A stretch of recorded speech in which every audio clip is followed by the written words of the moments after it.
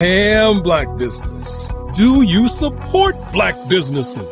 Listen, I support black business because I am black business. Black Business Expo, one of the largest business showcases in the history of black business in the world. The world! Sign up today at www.blackbusinessexpousa.com or call 919-308-9090. I am black business. I am black business. From the moment I wake until the time I sleep, I am black business. I am black business. Are you black business? I am black business. Do you support black businesses? I support black business because I am black business. Black Business Expo, one of the largest business showcases in the history of Black America in North Carolina. Join Dr. Eric Kelly III and a host of phenomenal speakers from all around the globe for this 7-day virtual event that you don't want to miss. The mission of the Black Business Expo is to raise scholarship money from kids all the way from high school all the way from college. The Black Business Olympics is one of the largest black business showcases in the world. It is an opportunity for businesses and companies to showcase their businesses globally. We are going to be giving away laptops up to $5,000 away to students. Again, I'm Olivia Appleberry, the founder of 2 Cents Finance and one of the speakers for the expo. I am so excited to see you there. For more info, go to www.blackbusinessexpousa.com or call 919-308-9090 and hope to see you there. I am black business. From the moment I wake until the time I sleep. Yes, I am black business. I am black business. Tell me, are you black business? I am black business. Do you support black businesses? Listen, I support black business because I am black business. Black Business Expo, one of the largest business showcases in the history of black business in the world.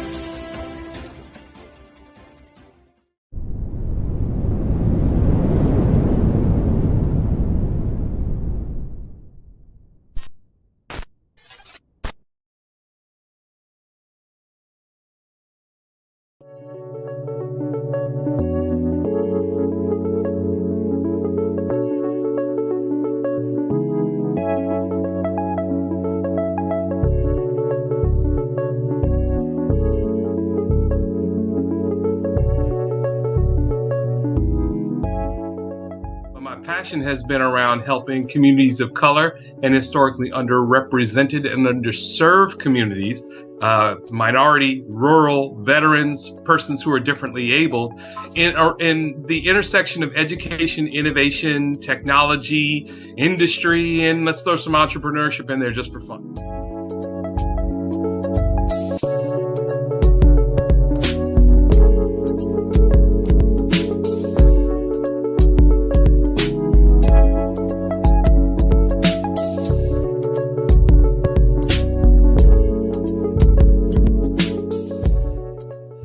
See more around innovation, incubators, accelerators. I love the idea of going from innovation to commercialization.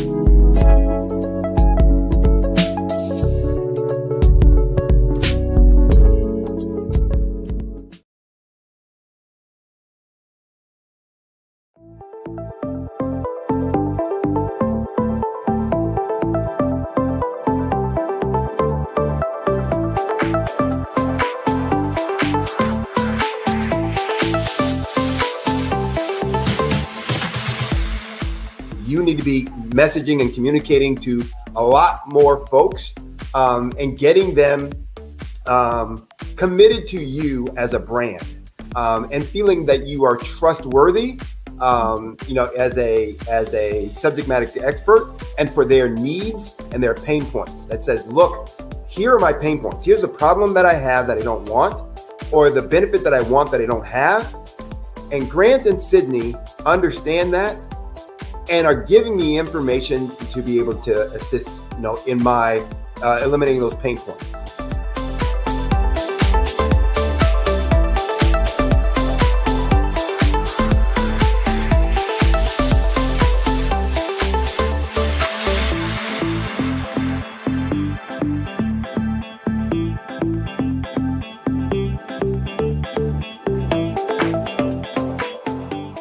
You're going to get a lot out of this workshop.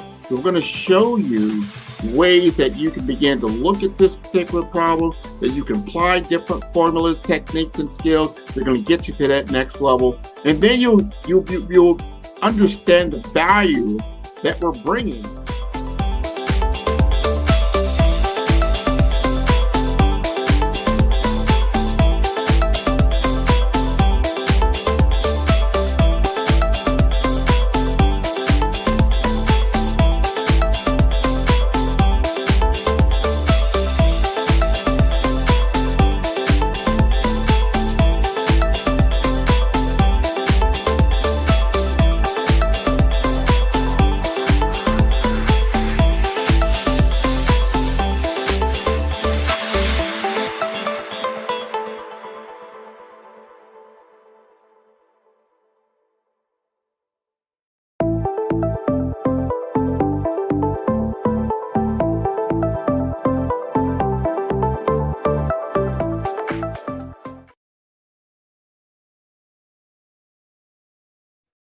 Hey everyone, it's Grant McGaugh, CEO of 5-Star BDM and host of the award-winning Follow the Brand podcast and TV series, where I help you to build a 5-star brand that people will follow. My genius is personal brand development through intelligent communication and helping you achieve your business and career goals. I am a requested speaker on digital technology and brand development issues. I want to work with you to increase the value of your current opportunities while attracting new ones. Every one of you is unique, and we all share challenges that can be addressed through smart branding. As a super connector, I work with you as an executive coach to guide you along the complicated business and career development road, providing the enhancement tools and information you need to succeed. Together, I will help you succeed in today's challenging business climate. I will evaluate and measure your progress. Best of all, I am right alongside you every step of the way. Build the brand called you. Genius is coming.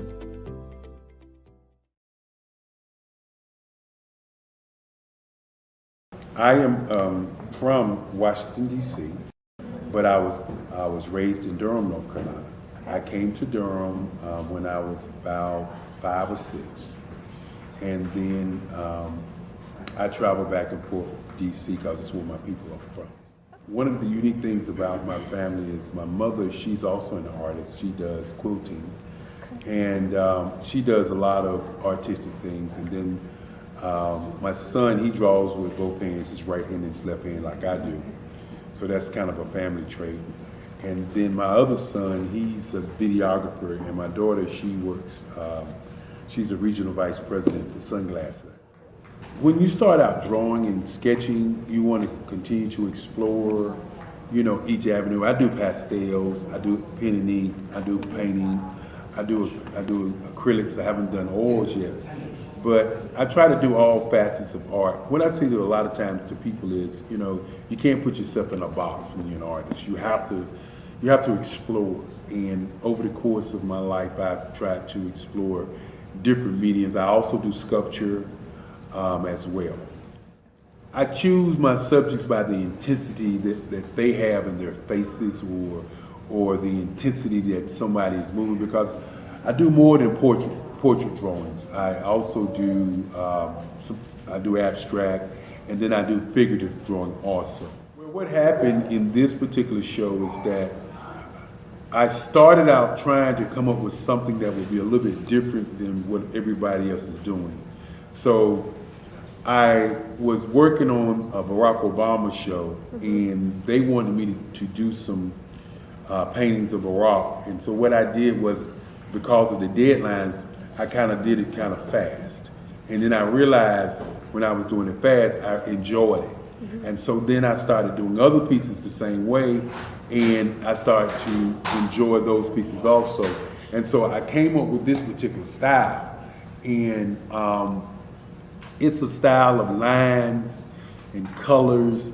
And what's interesting is that when I was in college, I did a show called Lines, Colors, and I talked about the boldness of the blacks, the hotness of the whites, and this is how this has come about, later on in my life.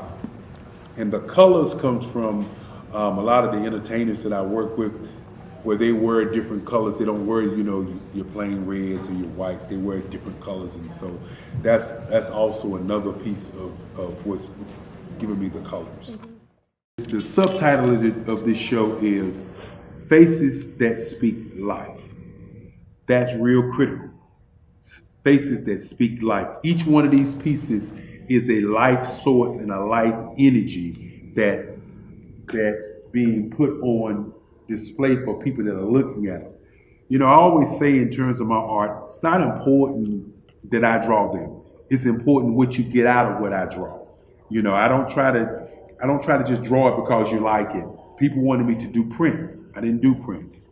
People asked me to do different people, but the people that I choose are people that make a difference in the lives of people in the world. So the human landscape idea was, again, as I say, the lines represent your emotions, it represents your ideas, and it represents your journey as a human being. And that's why you get the different pieces and the different looks.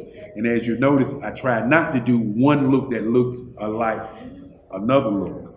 And that's what's the most important part of this show.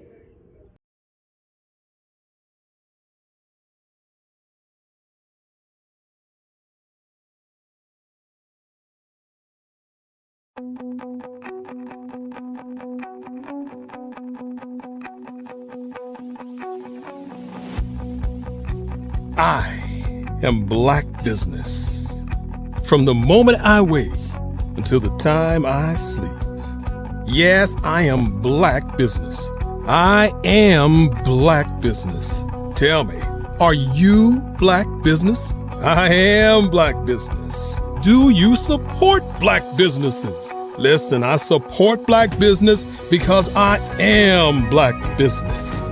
Black Business Expo, one of the largest business showcases in the history of Black business in the world. The world! Sign up today at www.blackbusinessexpousa.com or call 919-308-9090. I am Black business.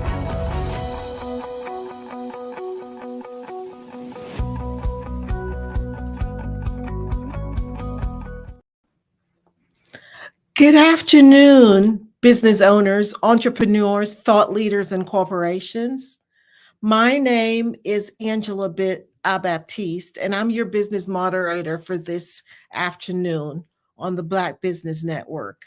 The Black Business Network is a 24-hour business network showcasing Black businesses, business owners, entrepreneurs, and thought leaders worldwide. We have speakers from North Carolina, London, Singapore, Africa, Japan, and cities all over the United States.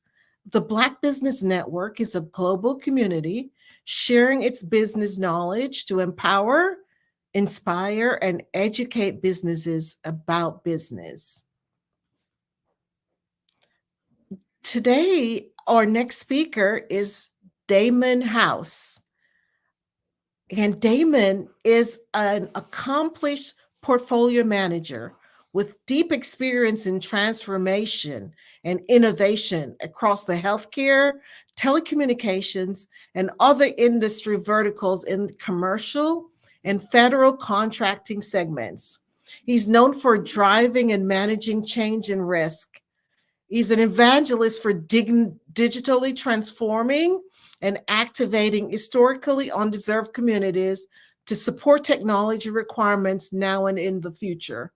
A reputation for tireless collaboration and partnership building with minority serving institutions, historically Black colleges and universities, non-profits, foundations, and corporations that empower residents regardless of age. He's a mentor and accelerate entrepreneurs as they transform our communities. I present to you Damon House.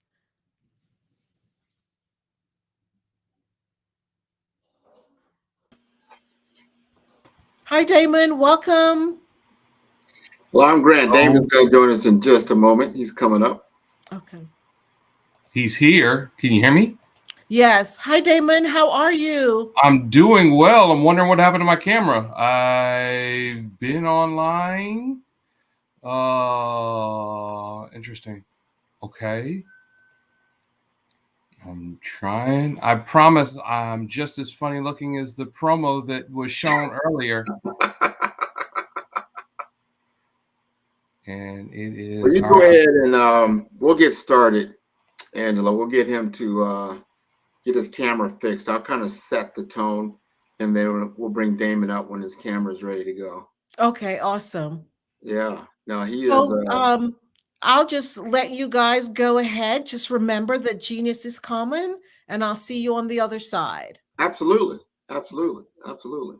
We're going to talk about, once Damon is ready, about an interesting current situation when it comes to HBCUs and innovation. As I have been speaking earlier on this platform about the digital platform economy, it is essential that our younger generations get involved with this new transformation that is taking place, that the new digital economy we cannot be left out of because of some of these systemic barriers that have occurred, where there's access to funding, access to education, access to opportunity, access to mentorship, access to entrepreneurs like we are on this particular show. So important. So we need to lower the gap in that area. And one of the things that Damon has done, and he'll talk about that once he's ready, is that because of his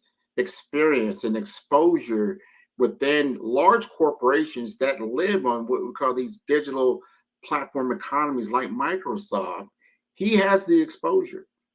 He has been involved with innovation at a very high level, that he has the futuristic vision. When he engages with a client at his former employer, he's not talking about the current state or the now state. He's talking about the future state. And then look at that, just like right out of the future, he is here. Artificial intelligence at its finest. You got it straight. So Damon, I just was preferencing people, telling a little bit about your background. Help me fill in what your purpose is. What is your why? What are you doing within your work now that's so important? Well, thank you. And to everyone out there, I apologize for the technical difficulties. But it wouldn't be live TV if there weren't something. My name is Damon House, and part of my genius is to understand how to take ideas to impact. I've been doing that with the federal government as a government contractor, USDA, VA, DOD. I've been doing that in the private sector, most recently for Microsoft. And as Grant was talking about, digital transformation, especially in our community, is so necessary. We have brilliant ideas, but we get stuck in the now of where we are, and we forget to think further ahead and keep that North Star as our guide as we continue to move forward. Stephen Covey called it the thick of thin things. The operations of our business today, yesterday, tomorrow, next week, but we stop thinking about where we want to be in 5 years or 10 years. And those who succeed in business are the ones who get that North Star and then move forward to it. And so I've been doing that for the federal government. I've been doing that in private sector and now in my own consulting, and especially with HBCUs and other MSIs, I've been starting to work with them to help them to think about what that landscape looks like for their next 10, 20 years. Well, let's talk about what you're doing currently. That caught my attention, got my curiosity up, and I see the need. It actually was a gut punch to a certain degree when I think about our minorities and people we call underserved communities and access to this new digital economy that is taking place.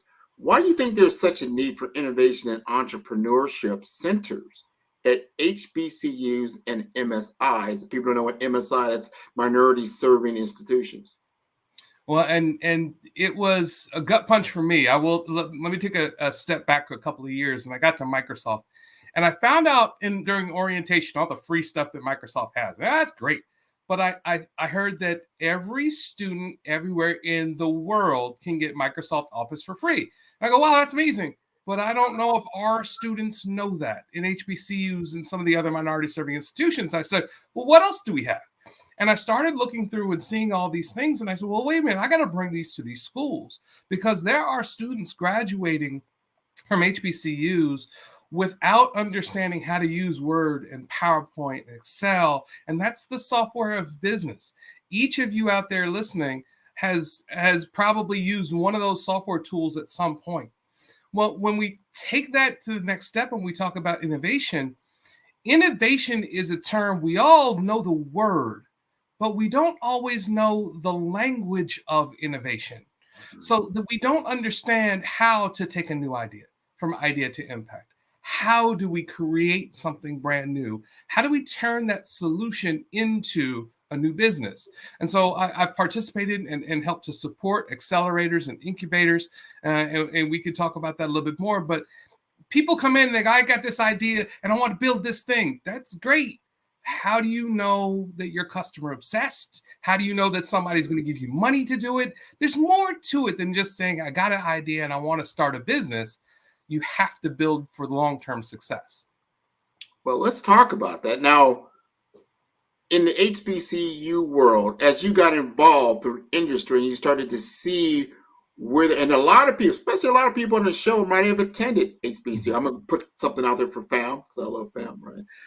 We're down here in Florida. We're going to talk about Bethune-Cookman and Floyd Memorial, Edward Waters. But we're going to talk about HBCUs right now. What if they feel they already have a center in place? Hey, we already have something in place. Talk to us about that.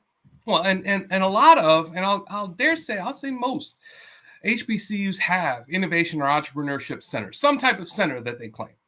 And the challenge is that there are such disparities in how they are operated, how they have partners, and especially how they have funding. And so there's not necessarily a level of parity across these centers. Some are innovation centers, and some are not necessarily innovation centers, but they're centers for a specific industry or technology sector. Some are entrepreneurship centers, but maybe they don't have the necessary connections to help a student, a member of faculty, or a member of the community to really understand how to launch the business, how to get your taxes right, as we saw in the previous speaker, how to file patents if you believe that you have new technology.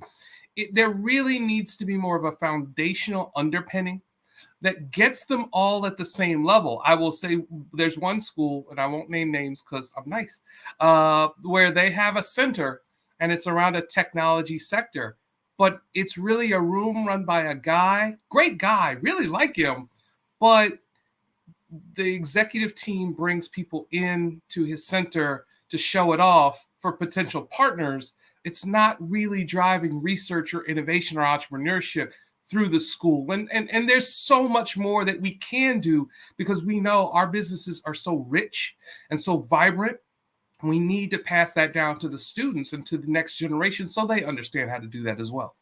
That's so important. Innovation plus leadership. Mm-hmm. And that leads me to the next question around university research. You just kind of played on that and their role in development. What do they need to do to make the innovation program more robust? Well, so a lot of HBCUs historically, they were liberal arts schools. So they were schools that said, hey, how to be a nurse, how to be an accountant, how to be something very generic. And it is only been more recently where schools have deep technology and industry experiences. Let's think about the 1890s, the 1890 land grant institutions, or those that do agriculture. So they have deep research in agriculture. That's fantastic. Students are graduating with agricultural degrees. They're getting these jobs. But now, how many innovators and entrepreneurs at those schools are creating new solutions in agriculture based on the research from those universities? Said a little bit differently, if you go to a pure liberal arts school, what technology or deep research access do you have at your institution that you can now leverage and pour into your solution? So one of the things that we're looking at is how can we align institutions across industry and technology sectors? So a school that is a liberal arts, how can they connect with, say, an Alcorn State or Fort Valley State, some of those schools that are doing agriculture, to drive deeper transformational innovation? We don't just want someone to say, all right, I got this new idea, I'm gonna create an app, and it's a great app.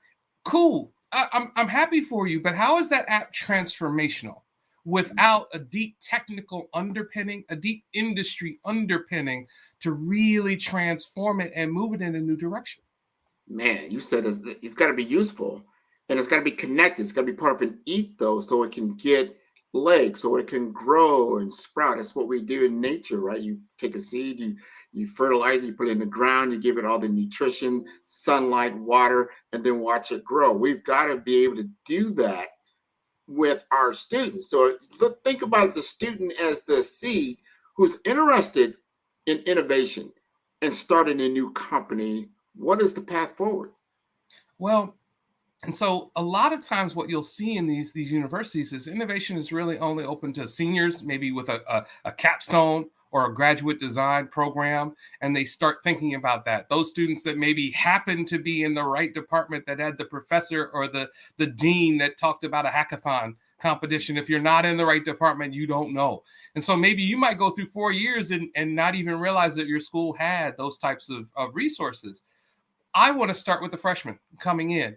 And day one, their orientation, here's the business school, here's the research that we do, here's the computer lab, and here's the Entrepreneurship and Innovation Center.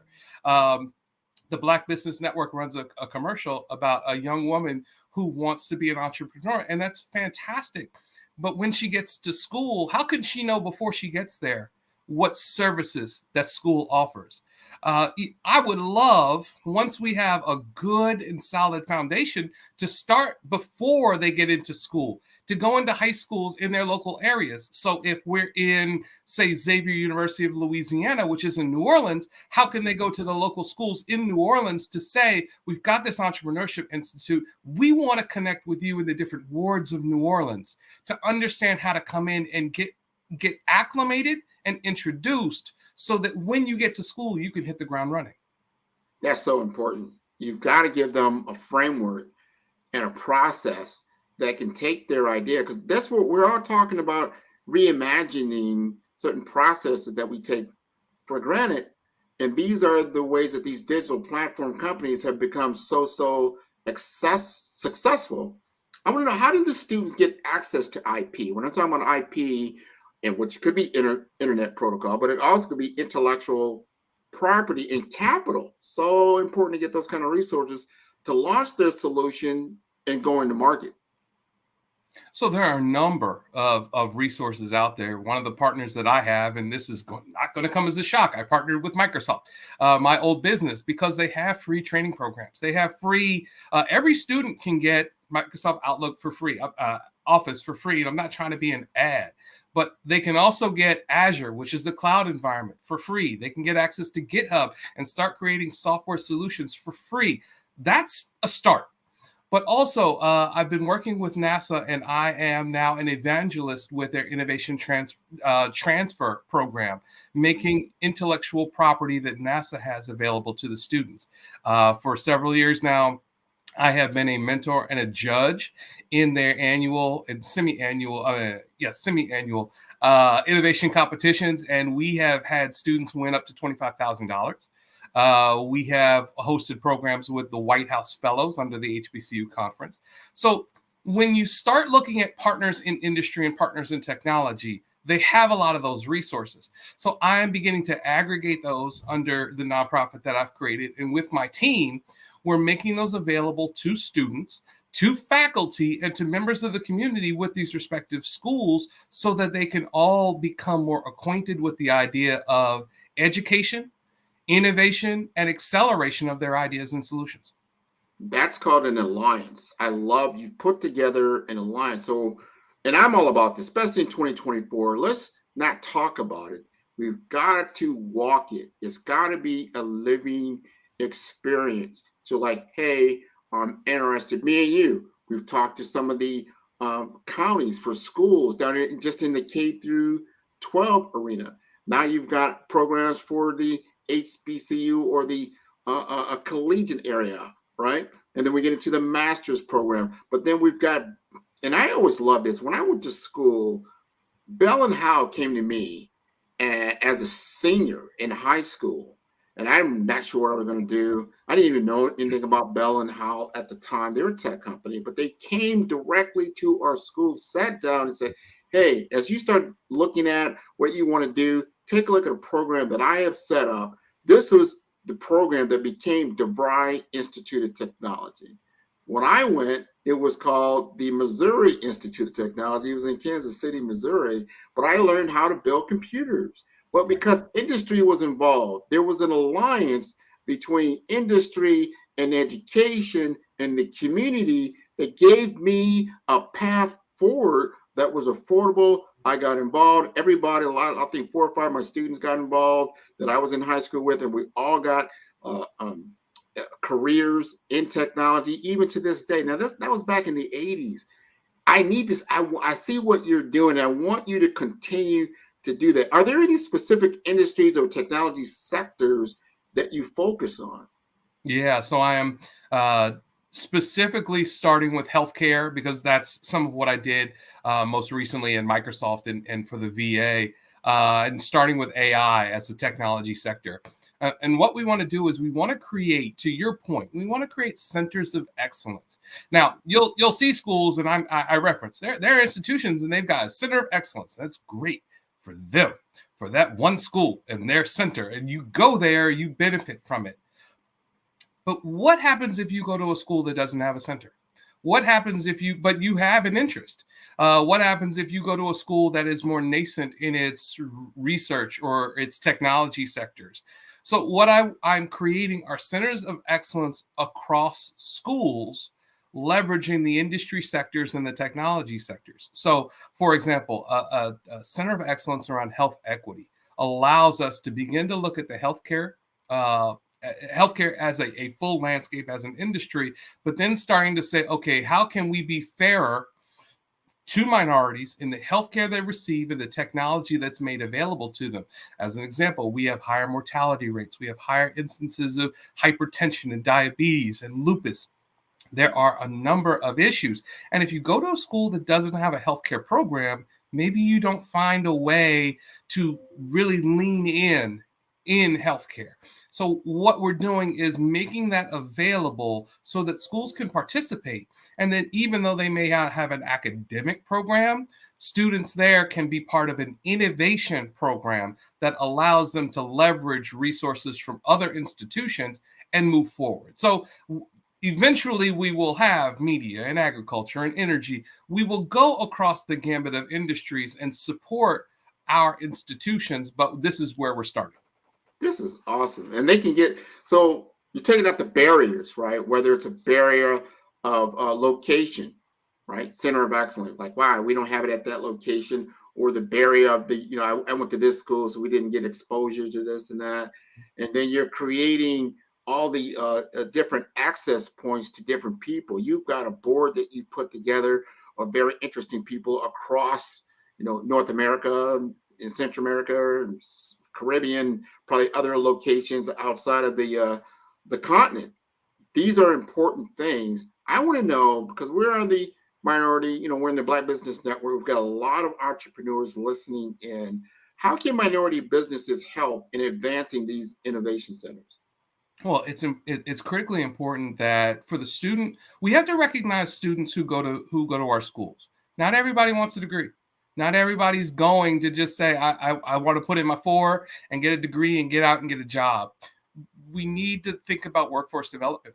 So if you are a Black-owned business or you support Black-owned businesses, bringing workforce development to these institutions can be critical for a student that says maybe a full-time job is better than a degree. And so we have to understand that not every student is going to have the same path. So how can workforce development be a part of this? How can employment pipelines be created? So you, Grant, are a fantastic marketing genius. How could you show what a pathway of certifications, training, programs, internships would look like for a student to follow in your footsteps? And potentially someone that you could hire. How can your company foster a hackathon or an innovation competition, a pitch competition? And you can give a real world challenge. We can identify schools that can participate in your challenge. And then you could take the best student, the best team, and possibly give them an internship or hire them. We're doing this together with federal partners, and we're doing it with larger corporate partners around different industries. But entrepreneurs, especially through this network, are even more vital. You are in the communities where these schools are. You were these students 10, 20, 30 years ago. I won't say any more than that. You have so much to offer and to share. And by giving back in a more structured way, there's an opportunity for you maybe not to just help the one school in your area, but a network of schools in your industry. And that's what we're doing today, like right now, getting this information out there. So important. I go back to what I said earlier, being a student, a senior in high school, trying to figure out, all right, what's my next step? What do I do to build a career, to have a job, to be able to survive, to be able to do my things? That was, I'm not going to say how many years ago, but it was a number of years ago, right? 5 or 10 at most, I'm sure. It wasn't that long. However, this is what I see missing, and I could be wrong, but I could be right. In these generations, I just don't see the engagement of business with our students. The whole point of going to a school or getting educated is to work in business. We have to invest in our workforce, and the workforce is in these students. And these students need to get exposure, real world exposure, not just theoretical theory. This is how this works. This is how you apply your mathematics. This is how you apply your English. You're like, oh, I don't like English. Well, guess what? I use English every day, right? I use the tool set of mathematics every day. I use critical thinking. Everybody used to hate, oh my God, it's a word problem. Not the word problem. Well, guess what? Word problems are the real problems that we deal with every day, situational awareness. So the more you get exposure, and then a critical point, we always talk about this, so important, and I see this so lacking, is the understanding financial principles. Understanding these things, right? You had talked about in one of your alliance papers around, wow, the communities have billions, if not even trillions of dollars that flow through these communities. However, when it comes to investment dollars, I thought this just slapped me in the face, really. The investment dollars that goes into our innovation centers in these underrepresented communities is 1%. 1%. I can't fathom that. I can say, and I'm not going to name names, but there is a predominantly white institution. It's a state-run school. It does the business of research. And last year, it had around $750 million of extramural funding coming in on $1.5 billion of proposals going out. And you go, oh, that's a big number. Our schools at their best are cracking 100 million. And we're not there. And that is only a handful of schools who are at that level. And I'm sure if you're listening, you can probably rattle off several of those schools all in one hand very quickly. Yeah. So it is the dollars coming in. And we do need to understand how that looks. Real talk, the federal government funds about 5 to 7 PWIs annually out of the congressional budget to do research. They don't fund our schools. What happens is the federal dollars go to a department or an agency. That agency separates those dollars out by different divisions within the agency. And then they put out proposals across the different departments. And then they say, well, we couldn't find all of the people that we need. And so they dole out a little bit of money and then they give the rest to PWIs. This is unfortunate, but corporations are doing the same thing. Corporations give marketing dollars to our schools. Not marketing, philanthropic dollars. They give out of their philanthropy budget, which is a one-time thing when they feel bad. And then they give the money and then they feel better. But what we need is the operational dollars. We need it to come on an annual basis. And not just a big check where it's a photo op and look, we're taking a picture. These need to be investments into these pipelines around, say, automotive engineering, aerospace design, these types of programs. And then at your corporate level, how can these dollars be funneled in? And as we work together with the schools, we help them to transform so that they move in that direction, which then makes them more ready for additional dollars to come in. This is the cycle of what we need to do. We need to invest in the schools, but we as businesses and professionals in this arena can do that with them so that they can start adding zeros to the research and extramural funding that they get on an annual basis. That's when our schools will truly be able to compete with anybody in the world. They have the ability, but what they're lacking sometimes is the capacity and the capability to do that through things like funding. Man, that's so important. I know we had Dr. Curtis Charles on earlier. I think it was yesterday. You had made that introduction. He talked about some of these things as well. We've got to take down these barriers. You also brought to us Dr. Tanya. She talked yesterday. You know her as well. You are in that circle where you have had exposure. I call it exposure at the high levels of what I call the digital transformation economy that's taking place. You also see the gap. It's like, oh, wow, where I grew up, our neighborhoods, our people, where do they fit in this world? Especially when you look at it from a context that we're moving into a creator economy. Yes. And we've been traditionally consumer-led. How do we change that gap? How do we advance innovation and entrepreneurship through partnership? Well, if you think about the creative economy just for a moment, the kid in his or her basement making beats, doing songs, creating art. Eric, we saw Eric does some phenomenal art and it's beautiful. Dr. Kelly, kudos.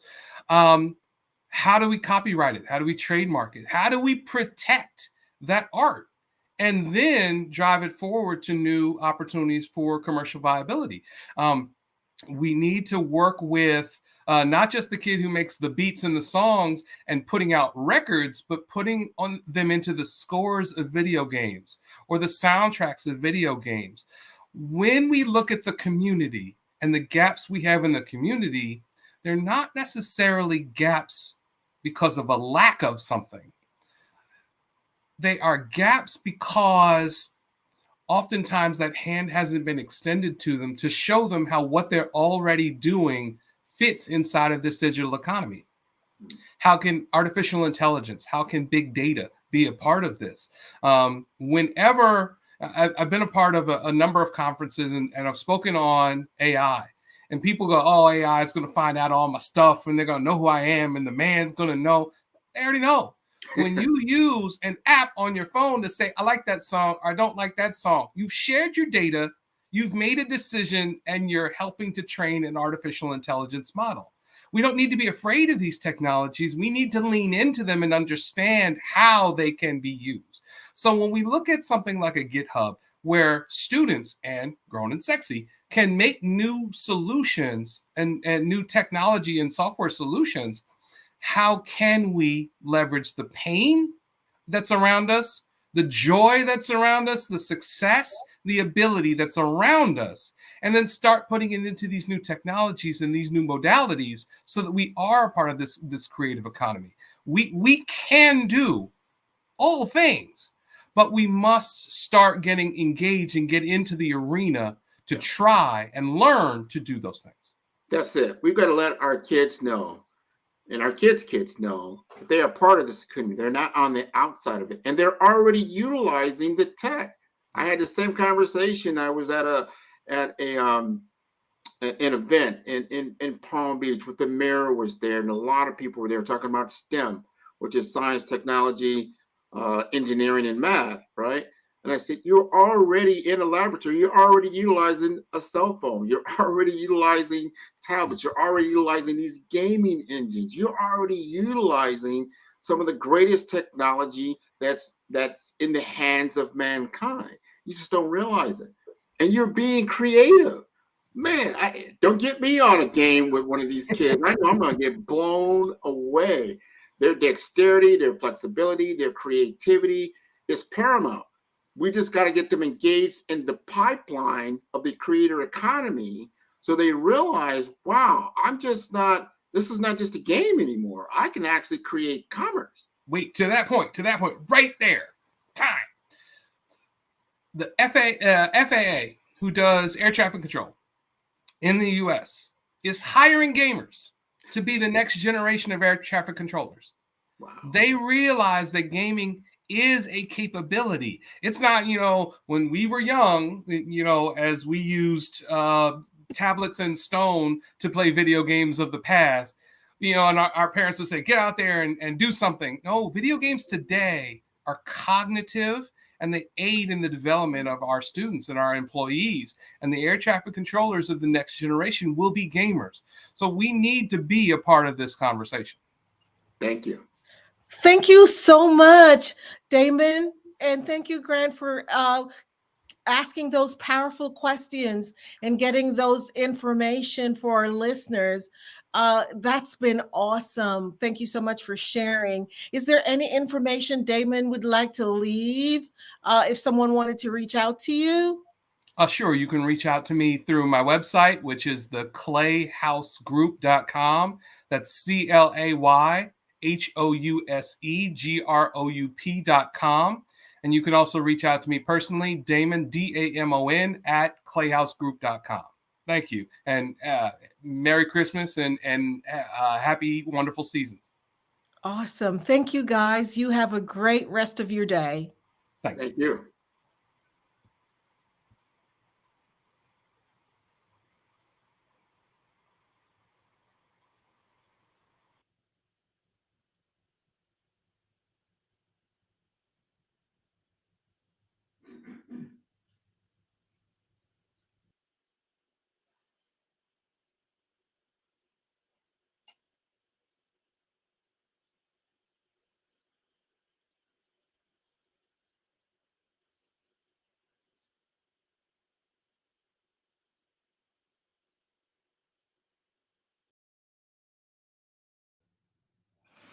Remember, every dollar counts. So we want to remind you to donate to the Scholarship Fund.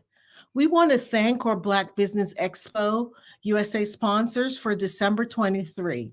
North Carolina 100, Moody Capital Partners, Suede Soul, Lotus Ritchie Coaching and Training, Carolina, Virginia Minority Supplier, Development Council, Step Management, Barbara H. Smith, LLC, The Hello LLC, 5-Star BDM Media, Margie McLean Foundation Incorporated, Genus is Common, Earth Essentials, Mulaney Shawnee Global, Executive Women's Success Institute, the Quality Coaching Company, Superwoman Business Services, Creative Force Studios, Lee Entertainment, Artistic App Design, and Black Business Expo USA. Genus is Common, and I'll see you on the other side.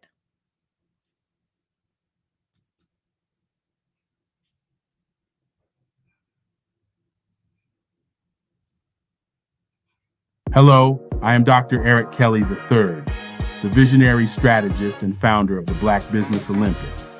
I invite you to showcase your Black-owned businesses on the Black Business Network global stage. The Black Business Olympics is a global Black Business Network platform that propels Black-owned businesses into the international spotlight. By showcasing your business on the Black Business Olympics platform, you can reach a worldwide audience of potential customers, partners, and investors. You can also establish yourself as a thought leader and expert in your field, attract lucrative partnerships, and more speaking engagements. In addition, the Black Business Olympics platform provides a valuable opportunity to connect and collaborate with like-minded entrepreneurs and business professionals from around the world. This can lead to new business opportunities, ideas, and relationships. Finally, by sharing your story and expertise on the Black Business Olympics platform, you can inspire and empower others. This is a powerful way to make a positive impact on the world and leave a lasting legacy. If you are a Black-owned business owner, I encourage you to seize the opportunity to showcase your business on the Black Business Olympics platform. It is a once-in-a-lifetime opportunity to make an indelible mark on the world. Be one of the 1,000 visionary entrepreneurs who are changing students' lives, shaping industries, and leaving an unforgettable legacy for their families. Unleash your voice on our global stage and watch your business thrive. Black Business Olympics is one of the largest Black business showcases in the history of Black business in the world. Yes, the entire world. Just give me a call today at 919-308-9090.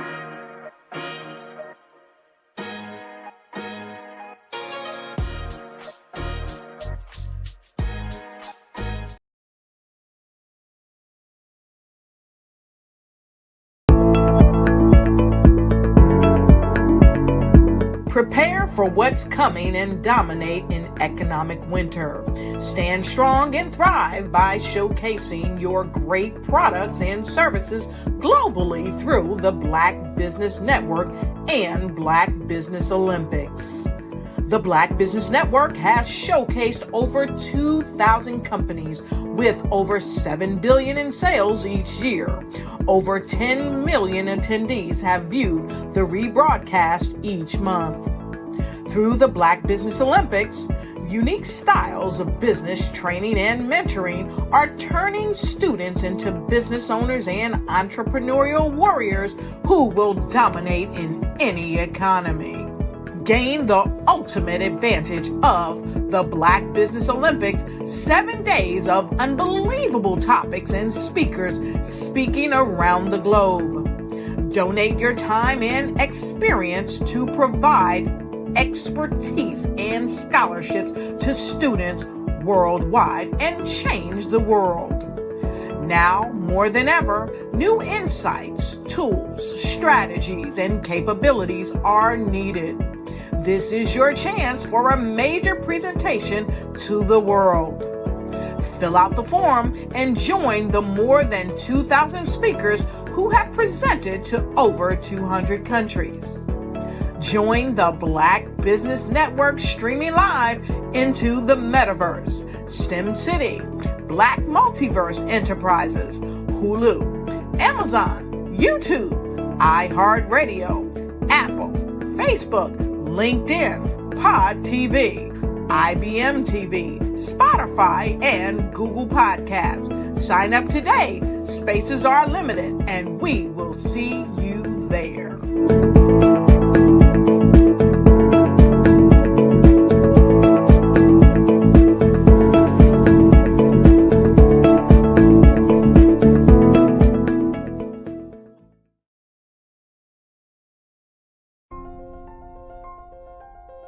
What if you could build your own city?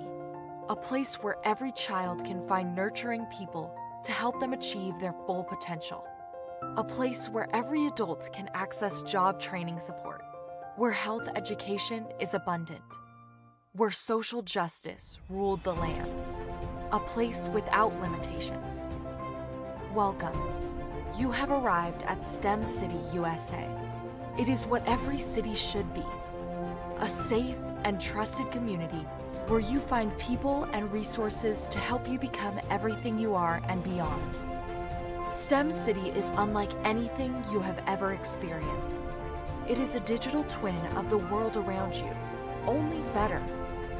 STEM City is about energy and soul renewal. It is more than a digital world. You can almost feel the power of live cultural events, music, and theater.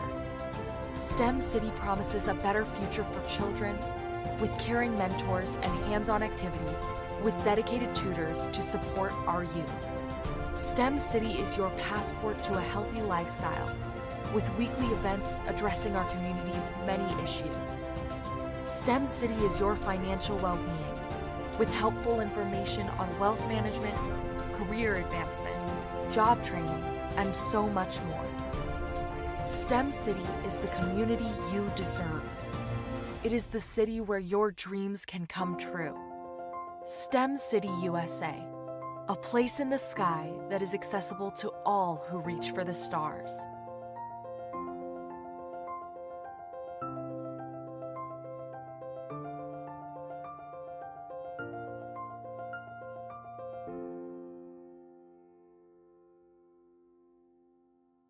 Artist to me is a creative expression of something from nothing.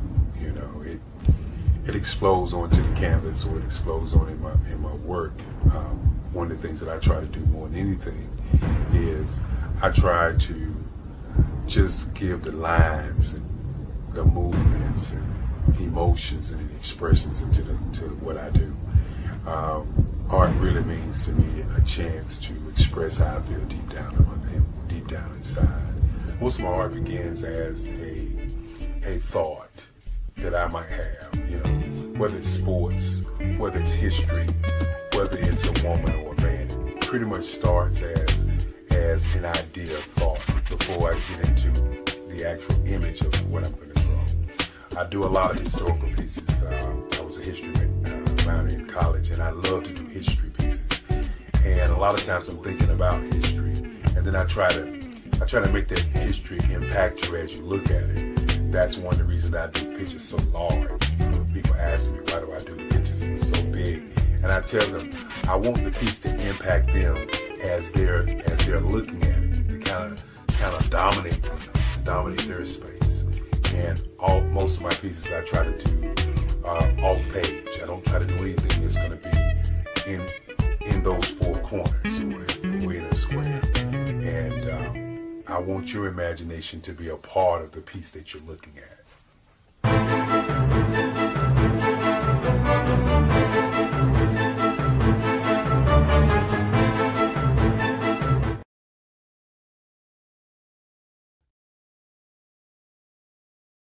Follow the Brand TV broadcast host, Grant McGaugh, as he visits with top executives and entrepreneurs to find out their secrets of success with their personal brand. Follow the Brand TV broadcast host as he focuses on brand development to build better relationships, bring value to your business, relationships, and career. You will enjoy listening to each episode that is tailored to speak to you directly. If you're looking for this type of clarity in terms of building your brand, you have tuned into the right station.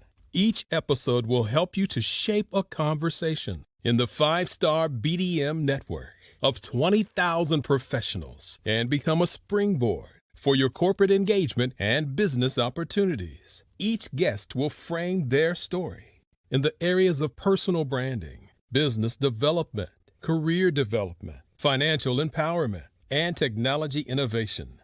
Grant McGaugh explains why he is the CEO and owner of his own professional career.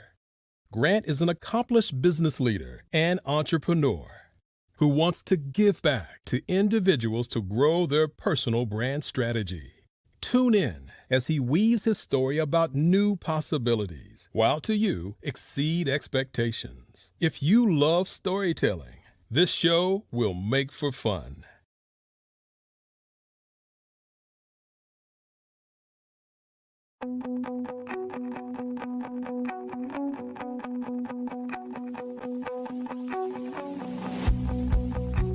I am Black business.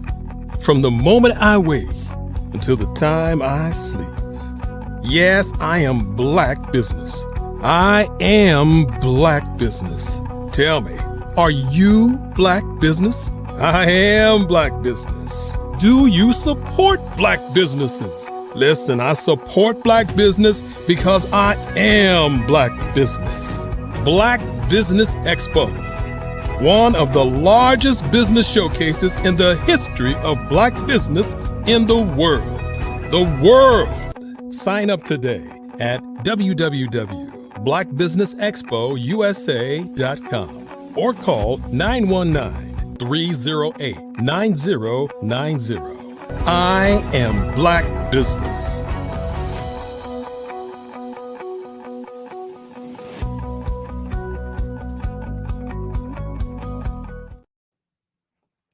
Good afternoon, business owners, entrepreneurs, thought leaders, and corporations. Welcome to the Black Business Network. My name is Angela Baptiste, coach, trainer, and speaker with Inspire. Today, I'm your moderator for this afternoon on the Black Business Network. The Black Business Network is a 24-hour business network showcasing Black businesses, business owners, entrepreneurs, and thought leaders worldwide. We have speakers from North Carolina, London, Singapore, Africa, Japan, and cities all over the United States.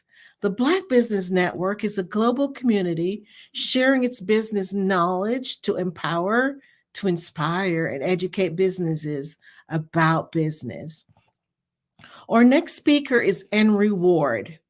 Henry Ward is the Chief Operating Officer with demonstrated experience leading high growth, high margin technology and services businesses on an international scale. He has a proven track record of successfully delivering sales, operational, and financial results in both domestic and global markets, consistently recognized for collaborative leadership and exceptional business acumen. I present to you Henry Ward.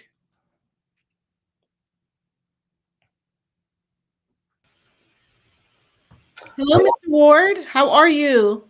Awesome, Angela. How are you? Oh, doing well. It's a pleasure to have you with us today, and I look forward to learning more about what you have to say for our community. So you have a great time, and I remember, right, genius is common, and I'll see you on the other side. Thanks so much. How you doing today, Henry Ward? Grant, how are you? I'm good. I'm getting over a little cold, but besides that, I'm good. Good. I like to hear that. You know, we're all into the holiday season. This is that time of year. Obviously, I'm in the Florida. You know, you don't always get the snow and the whole Christmas type effect. Right. But I'll take it. Exactly. Yeah, I wouldn't mind that this time of year at all. Yeah, it definitely comes into play, like a little warmth, but there's something to say. I used to live in the Midwest. I used to love the Christmas time. It wasn't usually super cold. It's nice to get that first snow. You really get that Christmas spirit kind of flows. But then when January comes around, you're like, all right, we're done. Winter really kind of kicks in. So until then, let's enjoy some things. Let's talk about some things. Absolutely.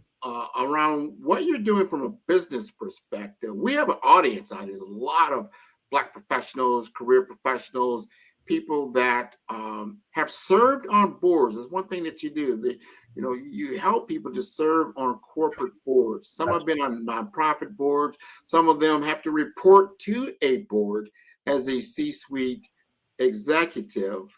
And there's that mystery or that curiosity. How do we get to that level of actually serving on some of these corporate boards of major corporations? Talk to us about that. Absolutely. Thanks so much. So Be Direct is the first US-based but African-based corporate board preparedness and board search company. Our focus really is taking Black executives at the vice president to C-suite level, as well as Black entrepreneurs, and taking them through an 8-month training program in which they learn kind of both corporate governance from an African perspective, as well as cultural dexterity. And they're also fitted with an executive coach, and I'll talk a little bit about each one of those later. But we also serve as an executive search firm.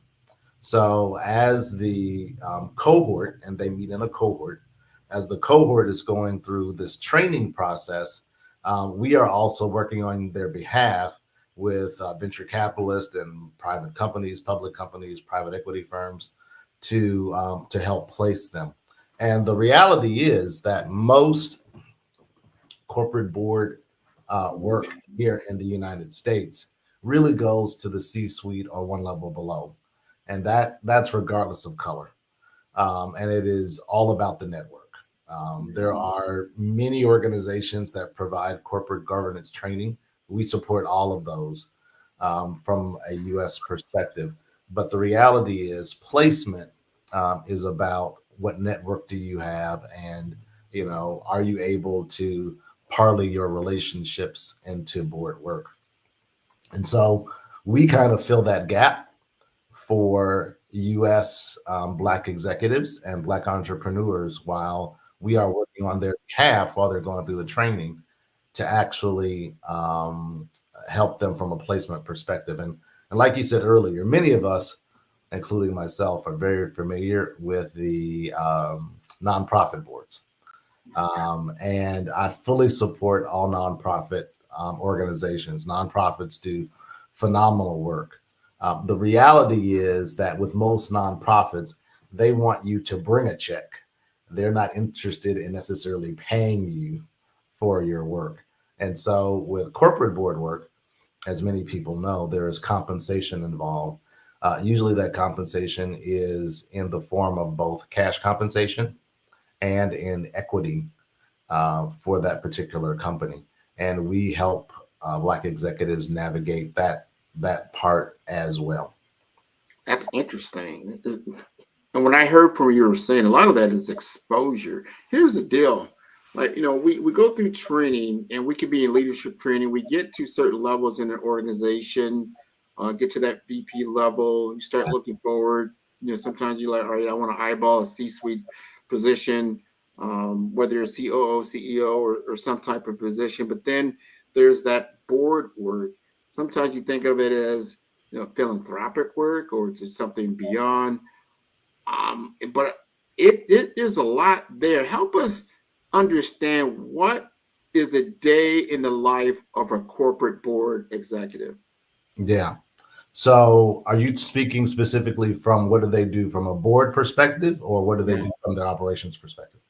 Maybe both. What are those things that really the big questions that you get from a lot of your audience? Great question. So a couple of things. One, usually there are standing committees, and this is kind of from an international perspective.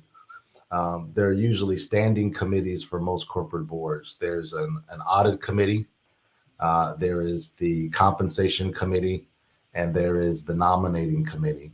Under the audit committee, there are other also kind of corporate governance things, and I'll kind of talk about each one of those. So the board usually will meet on a quarterly basis, in person many times. Our program is set up where we are positioning these U.S. board members to be able to meet virtually and come in once a year for the annual meetings. But each one of the committees have their own committee work that they do. From an audit committee perspective, they work with the CFO and the other parts of the organization to help, audit the books of the company. The nominating committee actually is important because its role is to vet out and nominate the next board directors that will come on board. The operating executives give much attention to the compensation committee because the compensation committee is the one that actually sets the compensation for the C-suite and the rest of the executive team. So obviously, if you are an operating executive, if you're a C-suite executive or one level below, you really want to make sure that you're in good favor with the compensation committee because they're the ones that are setting your paycheck. So those are kind of the standing committees of the board, and those committees have their own committee work that they do throughout the year. And then on a quarterly basis, the entire board gets together for quarterly board meetings in which usually there's a presentation deck that is presented to the board in terms of how the company is running, what the financial projections are, for the next quarter, how they did for the prior quarter from a financial perspective. And all of that is the role of the audit committee to make sure that all of those things are done well and in order. And what's really interesting is a lot of attention comes to the audit committee really because of Sarbanes-Oxley, what's known in the industry as SOX, big S, small o, small x, SOX. And many people may know that Sarbanes-Oxley is a legislative name, and it was given that name by the two legislators. Sarbanes was one legislator, and Oxley was the other operator. And it came out of the Enron fiasco. Many people may know the implosion from a financial perspective of Enron. And so out of that, Congress put into effect these legislative rules as to how companies should operate from a financial and compliance perspective. And so although from an African-centric perspective, there's obviously no Sarbanes-Oxley, there is attention given to compliance and regulatory issues in terms of how boards work. We've partnered with a company out of South Africa. They're basically they're based out of Cape Town, called Mill Park. And Mill Park actually does corporate governance training across the African continent. So although they're based in South Africa, they do training in South Africa, in Ghana, Nigeria, Ethiopia, all across the continent. And they actually focus on doing the corporate governance piece of that, whether that's audit committee, whether that's compliance, whether that is compensation, or whether that is nominating committee. We also have and this goes back to your question in terms of kind of the day in the life of, we also have a piece of our program in this 8-month program where the cohort goes through a cultural dexterity training. The reality is you cannot take a Black executive or a Black entrepreneur regardless of skin color, right? Regardless of the amount of melanin in their skin, place them on a different continent in a different country and expect them to be successful, because they just won't. And so while many of these executives are at the VP to SVP level, many of them actually have global experience. Many of them are used to working in Europe or in Asia. Most would not have worked on the African continent. And we spend as much time talking about cultural dexterity as we do talking about corporate governance, because it takes time to be able to build up that trust with someone. And you need to really understand from a cultural perspective how these companies are operating, not just from a technical perspective in terms of their financials or their marketing plans. While all those things are important, it is not necessarily the most important. And so cultural dexterity is as important as the corporate governance piece. And so a lot of time is spent with these Black executives and with these entrepreneurs, taking them through the motions of how do you actually navigate culture from a corporate board director perspective. And think about this. Some of these companies may be privately held companies. Some companies actually may be family run companies. Now you get into interesting circumstances just here in the United States when you have dynamics of a family run board, right? Because there is much information that's driving business decisions that you are not privy to because it's family business, right? Or as when you and I were growing up, our ancestors used to say that's grown folks' business. Exactly. So there is much information that you necessarily won't be privy to, particularly in those circumstances. So we talk about helping them navigate these circumstances so that they can be successful. Many of these folks will come with great resumes from both a industry perspective and from a functional perspective. Some are coming with great operational experience. Some are coming with great sales and marketing experience. Some are coming with supply chain experience. From industries perspectives, they could be coming from high tech. They could be coming from manufacturing. They could be coming from retail. We are actually industry agnostic in terms of who we are looking for. But we are looking for specific skill sets, and many of those skill sets are around the sales and marketing, the IT, the manufacturing, the retail, consumer packaged goods. Because as a board member, you want to be able to add immediate value to whatever board we're helping to place you on, right? Because the nominating committee and the CEO of that company is making a conscious decision to bring an outsider onto the board versus having that board seat being filled by someone internal.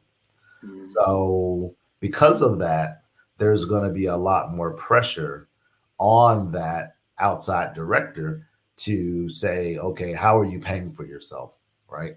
What specific skill set are you bringing to the table besides just understanding kind of the governance part of the board work? And all of that is important and all of that is good, but that doesn't necessarily differentiate you from another person inside of the organization.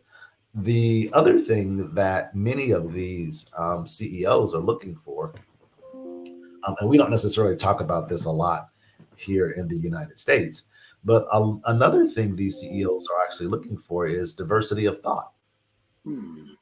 So in the United States, we talk about different diversity, diversity, equity, and inclusion, DEI. And we usually talk about that in terms of race and gender. What we're looking for is diversity of thought. So if you bring someone from the United States onto a board, say in Ghana, or onto a board, say in Kenya, you're going to, by kind of definition, these are primarily Black-run companies, and we are specifically focused on Black executives. And so the diversity issue is not, from a color perspective, is not one that we are focused on tackling, but we are focused on tackling diversity of thought. What additional skill sets are you bringing to the table around your functional expertise? Whether that's finance or marketing or supply chain, what specific skill set are you bringing to the table around your industry experience?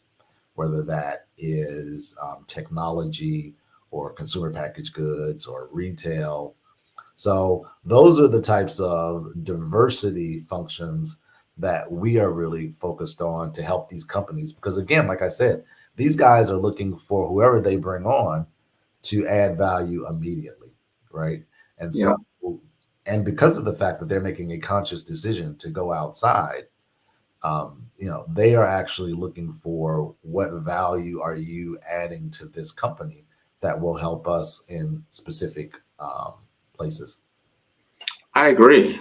And I would also add to that, I would figure if I'm a corporate board or I'm running a corporation on the African continent and I'm looking for US, possibly somebody from the US to join our team, they got to bring their relationships. I would be wondering, like, wow, are we expanding our operations That's right. into the US and vice versa, that type of thing. And then because of that relationship, you become our brand ambassador. That's right. So to speak, for what we're looking to accomplish. So if I'm going to invest in you, you're going to invest in us, and there's a mutual arrangement or a mutual understanding of that. And I would hope. Now, are you looking for potential board members that are already have board experience at Fortune 500 companies?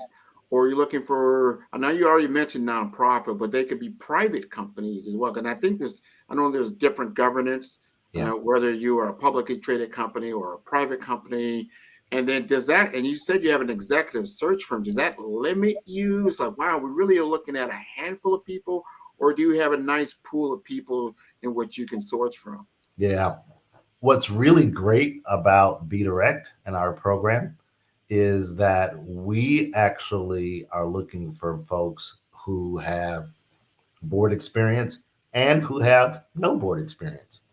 We're looking for folks who are both corporate executives and who are entrepreneurs who are seeking to expand their own corporate governance.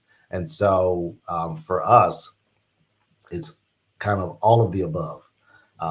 Which is great because it obviously opens up that aperture, it opens up that lens for us to be able to pull in more folks into the organization.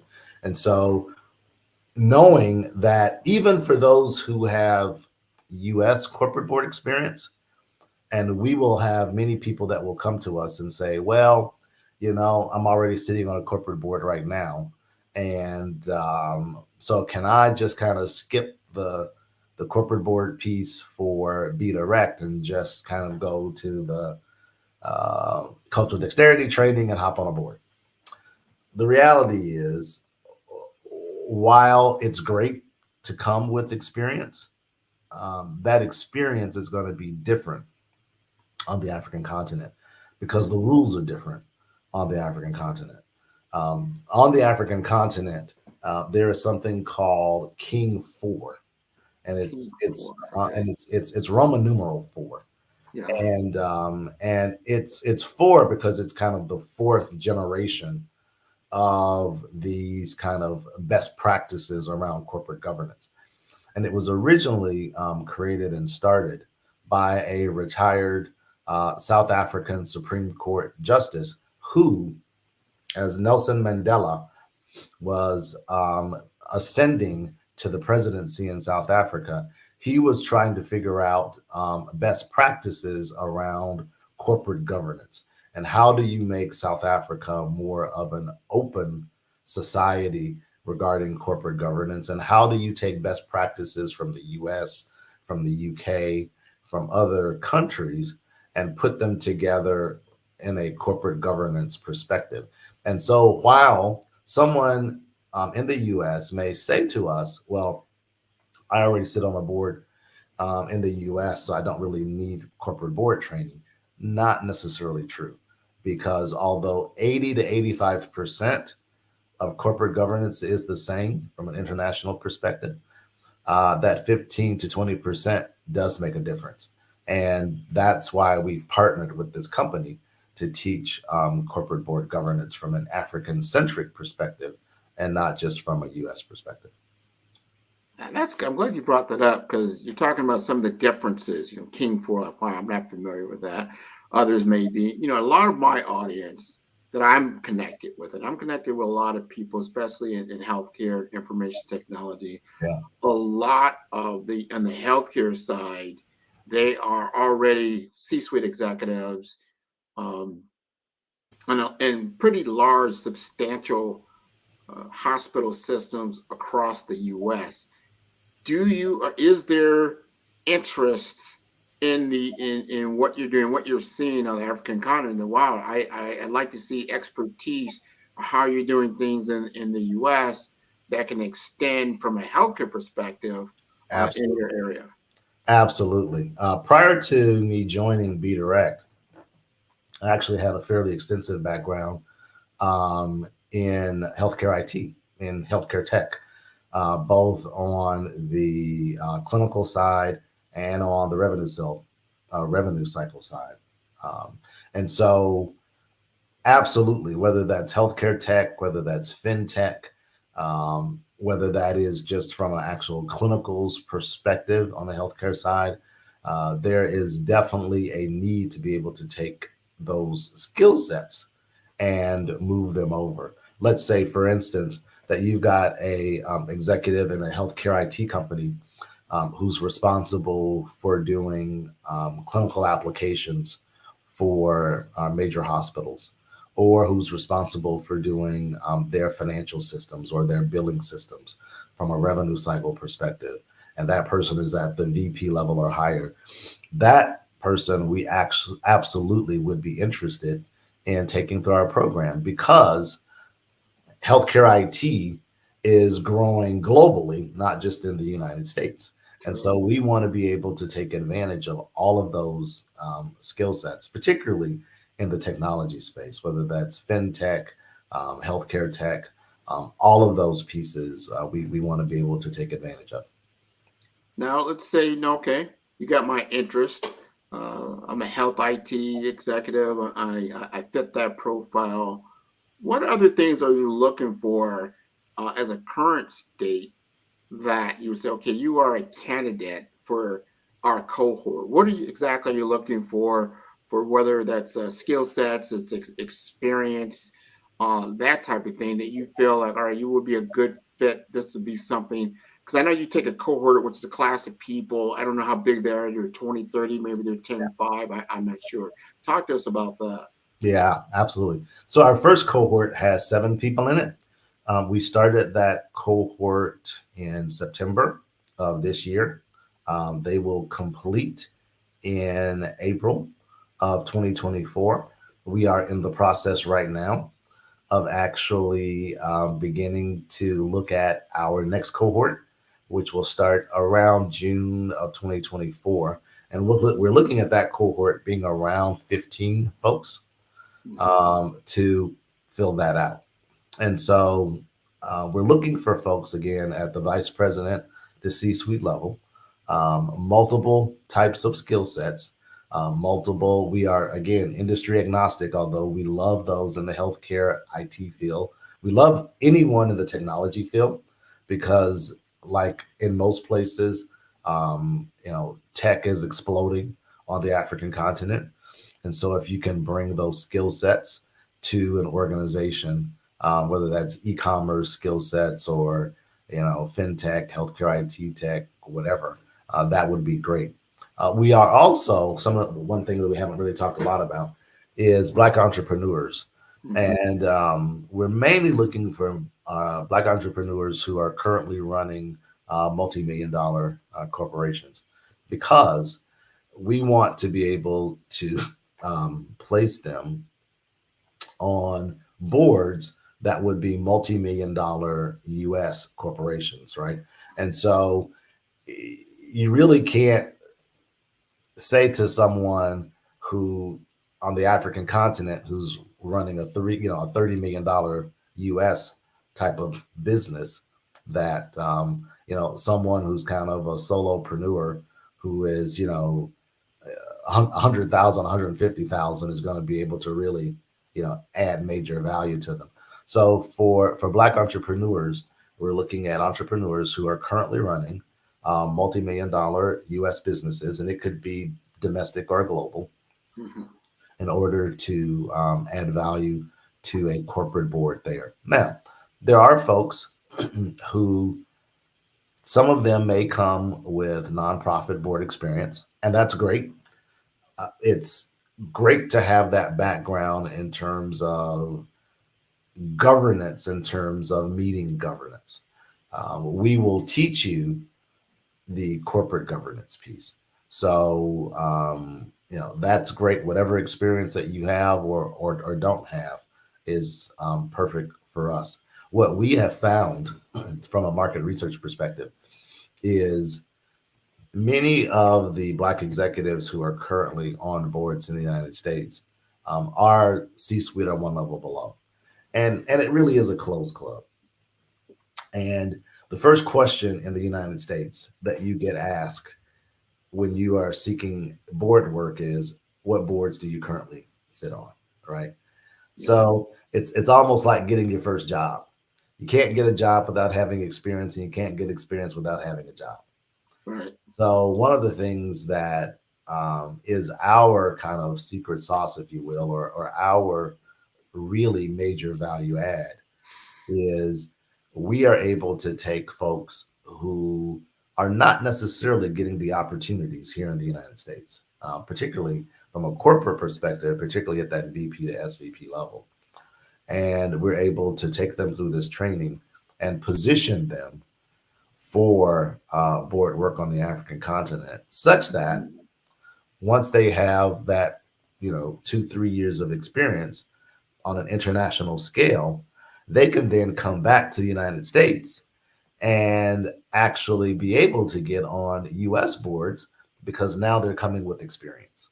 Ah, man, that's valuable, man. I like where you're going with that. I like where that's in, because that's usually the problem here in the US. You just stated it. You don't have the prior experience. Where can you get the experience? I want to ask you about time commitment. Yeah. Because somebody's running a multi-million-dollar company here and they want to be on a board. That's right. On the African continent. How much time do you really need to focus? And you said sometimes you got to think about that. Even if you get on a board over there, then you got to serve for a amount of time. And I don't know if that's all virtual. You got to be on prem as well. Yeah. Give us an idea about that. Yeah. So the way that we're positioning these executives, because they are obviously US based, when we are working with companies on the African continent, we're positioning them such that most of their work will be virtual. Most of the meetings, and one of the few good things that came out of COVID was being able to do platforms like this where you could do virtual meetings, right? The focus of virtual meetings has exploded based on the fact that during COVID, we couldn't meet in person. Right. So what we are positioning these Black executives with their companies on the African continent is they will meet with their committees on a virtual basis. They will do the quarterly meetings on a virtual basis and be in person at least once a year for the annual meeting. Okay. Now, there is, to your point earlier, there is a time commitment, because whether you're on the nominating committee or whether you're on the compensation committee or whether you're on the audit committee, there is time associated with each one of those. Now, the biggest time commitment would be the audit committee, because that's the committee that's responsible for really looking at the financials on a quarterly basis or however often they meet, to make sure that things are in line from a financial and a compliance perspective. The nominating committee usually is focused on an ad hoc basis. Who do we want to bring on from a new board member perspective, right? The compensation committee usually is focused on a once per year focus because of the fact now they may meet quarterly as a committee, but their big job is looking at what's the compensation going to be for the executive leadership team for the ensuing year. So there are time commitments, which is why you may get people that sit on 2 or 3 boards, but they also have to understand, particularly if they have a day job, that there is commitments in terms of time commitments for that, in terms of doing their committee work. Excuse me. The other thing that I will say is that the smaller the company, usually the more the executive team will be looking at the board member, not just working from a board perspective, but also from a mentoring perspective. Particularly when you're looking at these small to mid-sized companies, much of the executive operating committee is looking to the board to help mentor some of the executive leadership team in terms of helping them, let's say, navigate into U.S. markets, or if they're bringing specific skill sets around technology or around sales and marketing, helping them navigate that as well. That's all interesting, and because it's work, but if you're getting paid for the work, it's worth your time. Exactly. Yeah. That's got to be it. Are you, when it comes to getting cohorts or people interested in your program, because you've been doing this now for, I guess, a couple of years. I know you've really got to go. First, before I even answer that question, tell us about your founder. I saw some of the work that he's done. He seemed to be really, really involved in what he's doing. And so talk to us a little bit about the culture of Be Direct. Absolutely. So Larry Yon, Y-O-N, Larry Yon, who is our founder, likes to say that Be Direct is getting all of the benefit of the failures that he had with his prior businesses on the African continent. So Larry has actually been doing work on the African continent now for close to 20 years. In addition to Be Direct, Larry also runs a cybersecurity company. And he also runs a call center company whose operations are based out of South Africa. In addition to that, Larry works very closely with the U.S. Department of Commerce and also with South African and Ghanaian and other African country governments to help bridge the gap between U.S. commerce and commerce on the African continent. And so he is very adept in terms of navigating culture. And he talks about the fact that wasn't always the case. He wishes he had a program like Be Direct when he first started out, because he made a lot of mistakes in terms of not understanding how culture plays such a major part. Whether we like to think about this or not, we in the United States are Western thinking. Yeah. We may not like that terminology as African Americans or Black folks, but we are. We have been brought up in a Western culture, and we are Western thinking. And in terms of business, Western culture is all about, okay, let's move past the pleasantries and let's get to business, right? Time is money, and I really don't have a lot of time, and I'm trying to make a lot of money. So, let's get to business. In other cultures, that's not very true. Doing business on the African continent is more akin to doing business in Asia, whether that's Japan or in China, where you spend a lot of time building relationships first before they actually want to talk business with you. And so Larry actually brings all of that experience to the table in terms of understanding how do you navigate culture. And it is because of his relationships with companies on the African continent, because of his relationships through the U.S. Department of Commerce, because of his relationships with senior leadership in government in South Africa and Ghana and Kenya, that we're actually able to be successful in terms of the placement piece of this puzzle. Because if you didn't have that relationship, and it's not unlike here in the United States where placement is about relationship, that's not uncommon on the African continent as well. And so it's because Larry on, our founder, has those relationships. We're actually able to be successful in terms of helping people not just navigate culture, but also helping them to get in front of folks who are major decision makers. And you got to be a part of that whole pie yourself. Relationships are so key. Experience is so key.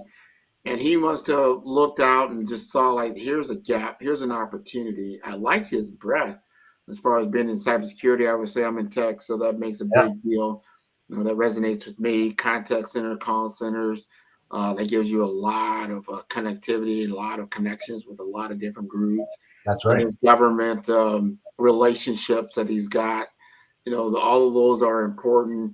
Now, your team in the U.S., where you sit, are there, a number of people on the BDirect team that also brings another avenue of skill sets to the table? Absolutely. So the three principal officers, if you will, the executive leadership team is Larry Yon, who's our founder and CEO, Andre Ward, who is our chief transformation officer and also our chief growth officer, and in full transparency, also my brother, and me as chief operating officer. So we make up the primary executive leadership team. A critical piece of the puzzle that Andre brings to the table is this focus on the cultural dexterity piece. So in addition to being the chief transformation officer for BDirect, Andre also runs a consulting company called Coffrey Ward Corporation. And he has done leadership training and cultural dexterity training and diversity training across the globe for major Fortune 500 companies. As a matter of fact, there was a time, 10 or 15 years ago, where the top 10 to 15 corporations in the Fortune 500 were his clients. So, and he still has top Fortune 500 companies as his clients. And so one of the things that Andre does is he leads our cultural dexterity training. And that part is critical because Andre actually has done training not only here in the United States, but across the globe and in specific on the African continent. So our primary markets are South Africa, Kenya, Ghana, and Tanzania.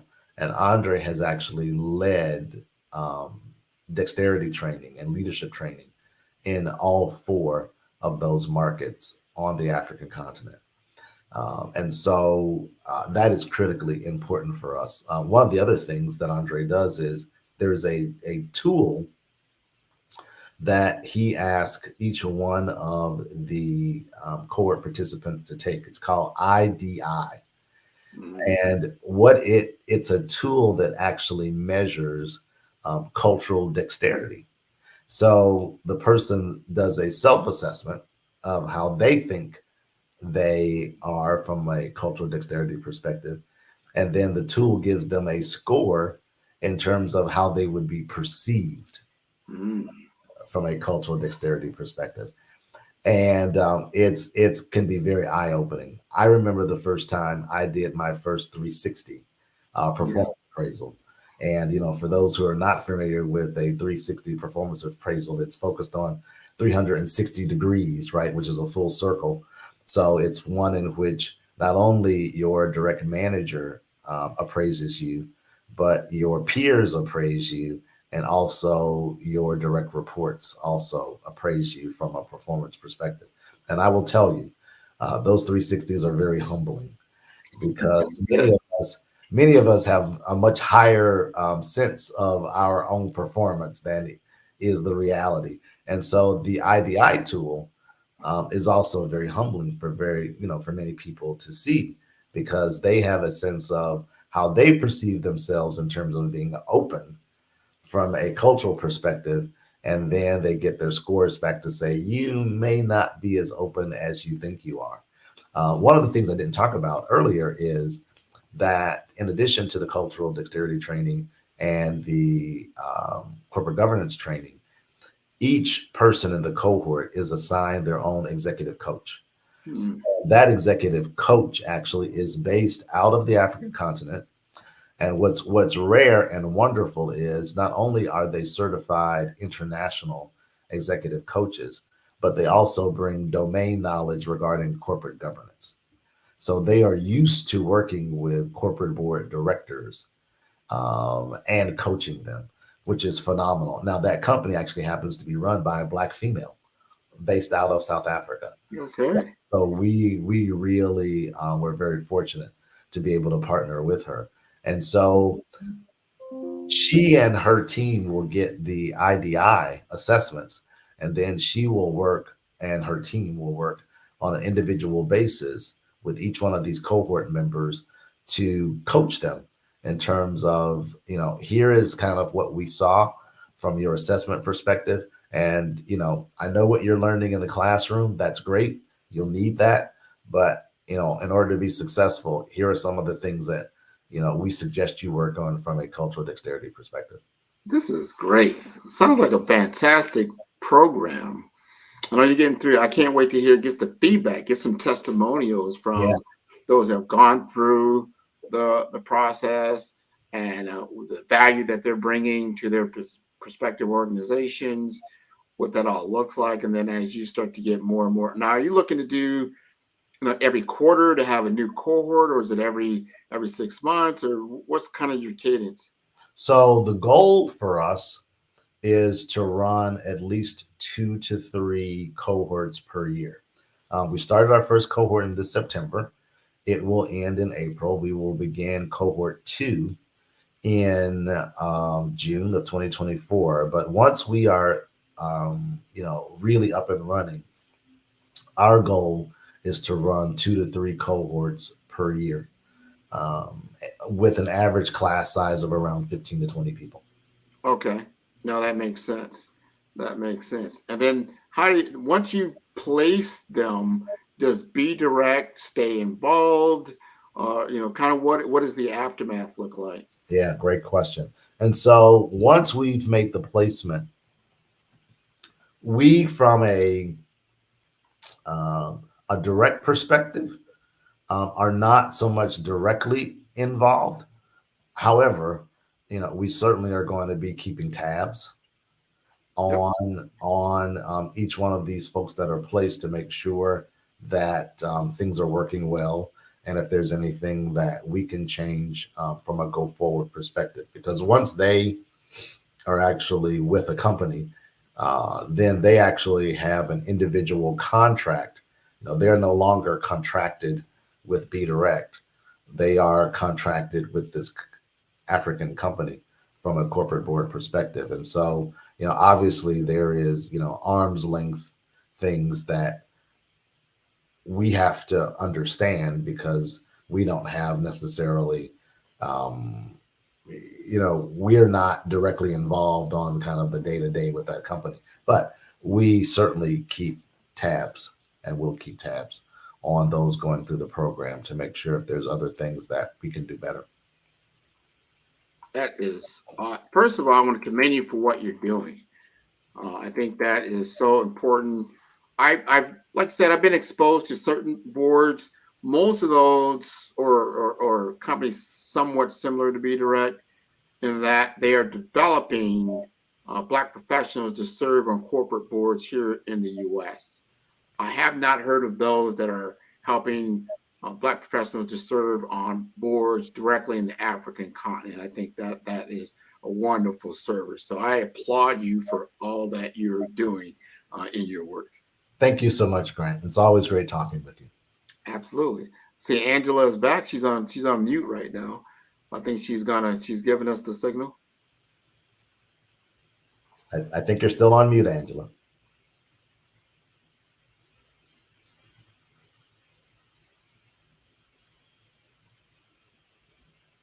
Well, she's still there. I don't know. She can't take herself out. Oh, there she is. My mouse was just acting up. It would not take me back over to that next screen.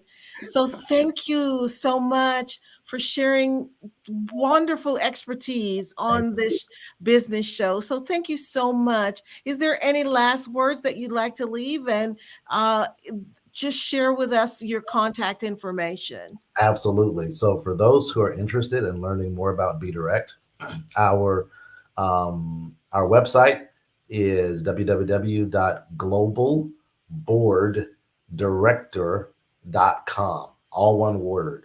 Global Board, BOARD, director.com. That will take you to the BeDirect website. If you would like for us to contact you directly, you can send information to info@globalboarddirector.com, all one word, and we will be more than happy to respond to you. Awesome. Thank you so much. And always remember that genius is common, and I'll see you on the other side. Thank you so much, Angela. Have a great day. Thank you.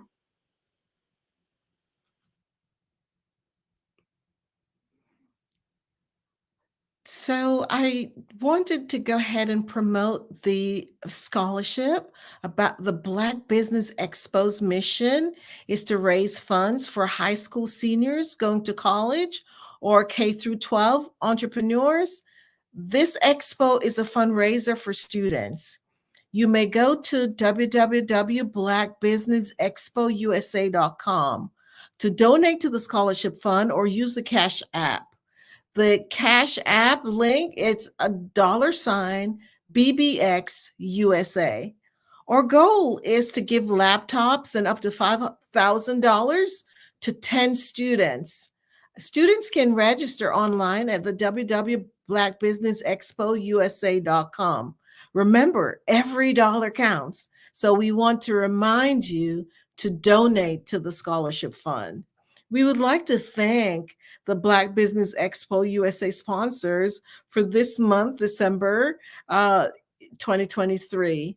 NC 100, Moody Capital Partners, Suede Soul, Lotus Ritchie Coaching and Training, Carolina, Virginia Minority Supplier Development Council, Step Management, Barbara H. Smith, LLC, the Hello LLC, 5-Star BDM Media, Margin McLean Foundation Incorporated, Genius is Common, Earth Essentials, Mulaney Shawnee Global, Executive Women Success Institute, The Quality Coaching Company, Superwoman Business Services, Creative 4 Studios, Lee Entertainment, Artistic App Design, and of course, the Black Business Expo USA. Thank you so much for sponsoring the Black Business Expo. Remember, genius is common, and I'll see you on the other side. Did you know that approximately 333.34 million businesses exist today, according to a report from 2021? And you may be one of those businesses, or maybe you're not in the business market yet, but you're aspiring to be a business owner. Well, guess what? You're in the right place at the right time. Because let's face it, everything is about timing and opportunity. Hi, my name is Dr. Lotus Richey, and I'm the CEO and founder of the Lotus Richey Coaching and Consulting LLC, along with the Lotus Richey Ignite Show. 15 minutes of success with Dr. Lotus Richey, as well as books to boom your business and bring who you are. And today, I want to bring this amazing message to you about the Black Business Network and the Black Business Olympics. See, the Black Business Network and the Black Business Olympics is designed to help people just like you, that's right, that look like me, to take their business to the next level. Not just in your front yard or your backyard, but globally. The Black Business Network and Black Business Olympics is designed not to just help you survive, but to help you thrive. So join us today as we come together with businesses all around the world to support our students, our children, our young teens, our young entrepreneurs. What we do is we come together to help raise funds for students who are aspiring to be business entrepreneurs, who are aspiring and who are thriving in college. We endow them with a wonderful opportunity to gain scholarship of either a laptop or several thousands of dollars. And we invite you to help be a contributor to this amazing opportunity to help someone that looks just like you. So join us today at our website and let us connect with you and help you ignite and take flight in every area of your life on the Black Business Network and the Black Business Olympics. I'll see you on the other side.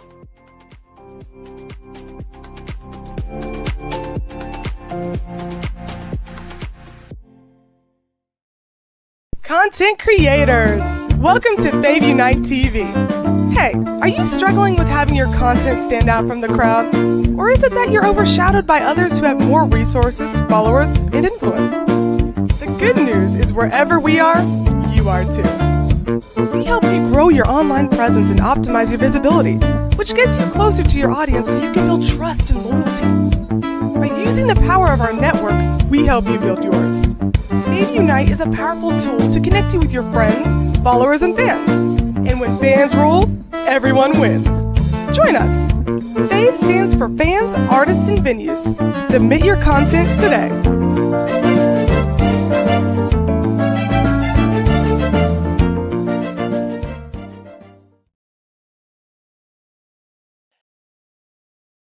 I'd like you to imagine with me, if you will, opening an app where you can collaborate with like-minded individuals from around the world, get inspiration and in-app tools to launch and grow your business, as well as share your knowledge and earn compensation, all in one app. Well, the name of that app is Truso, short for Truly Social. Hi, I'm Matthew Newman, the founder and CEO of Truso. A new concept in social media, Truso is designed from the ground up to be a platform that's both social and empowering for all its users. How exactly do we do that? I'm glad you asked. First, Truso brings the world together via video. Psychologists assert that video provides a significantly more effective connection than audio only. When you enter a community on Truso, you're face to face. Second, on Truso, you don't have to have 1 million followers to monetize. Our business model allows all hosts and moderators to monetize, no matter the size of your following, by 1, producing fee-based content, and 2, inviting others to join the platform as subscribers. Even more, Truso has an in-app resource library with over 100 free resources, forms, and documents to help you build your brand and grow your business.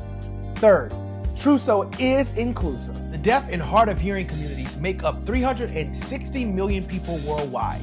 Unlike audio-only apps, Truso embraces this community, providing a networking platform that allows them to participate via video and closed captioning. We even have a deaf and hard of hearing foundation in the works as well. Fourth, Truso is both social and safe. We refer to Truso as a virtual extension of the beauty shop, barbershop, and brainchild of the community. A place where there's laughter, along with wisdom, growth-oriented conversation, and genuine connections in a safe space. Truso even has proprietary security to ensure we maintain a safe environment for everyone. Where are we at now? Truso is live, y'all. We've launched in beta, and we're acquiring users daily. We have an incredible development and marketing team, plus amazing celebrity influencers at the table, helping us spread the word around the globe, beginning within the African diaspora and beyond by creating a safe space for growth, connection, and collaboration. We're truly excited about Truso. We've created something special for which there is a global market. And we invite you to embark on this journey with us as a shareholder. The future for Trousseau is truly bright. Join us and let's go there together.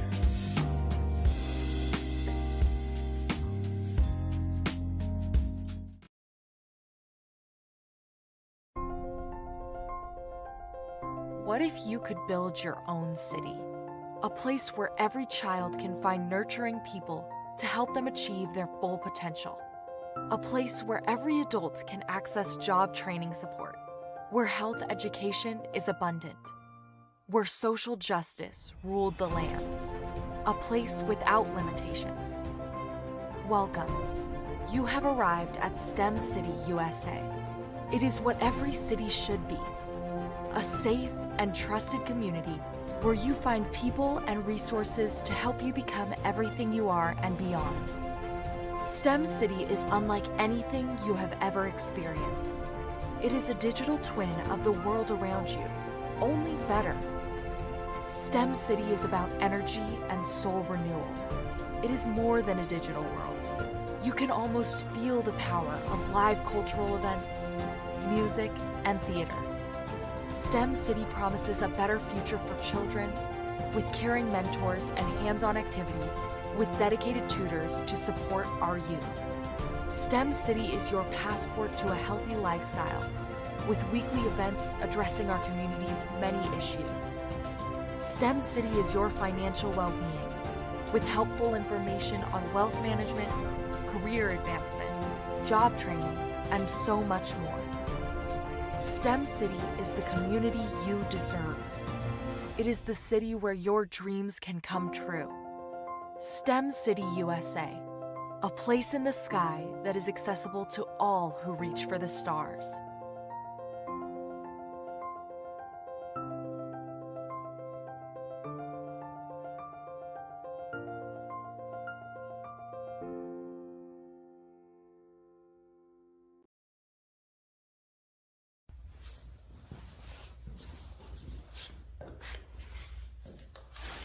How you doing?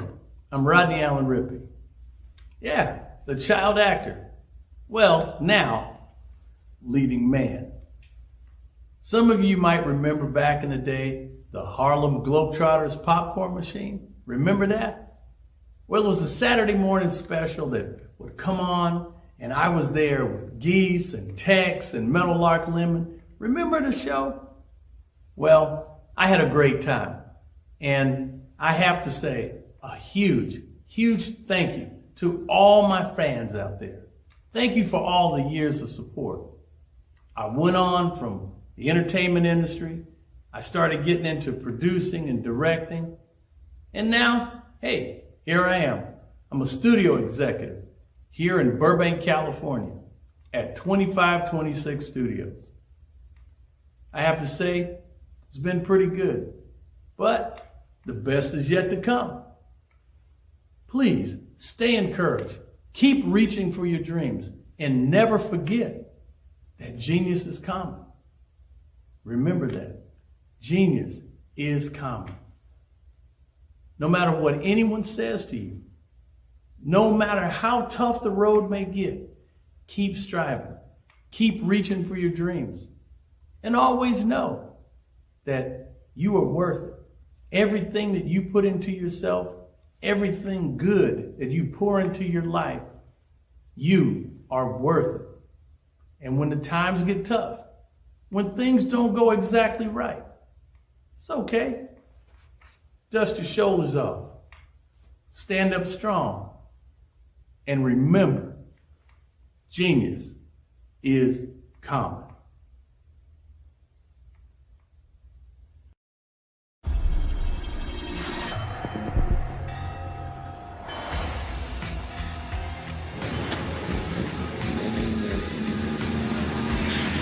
La connexion. La connexion.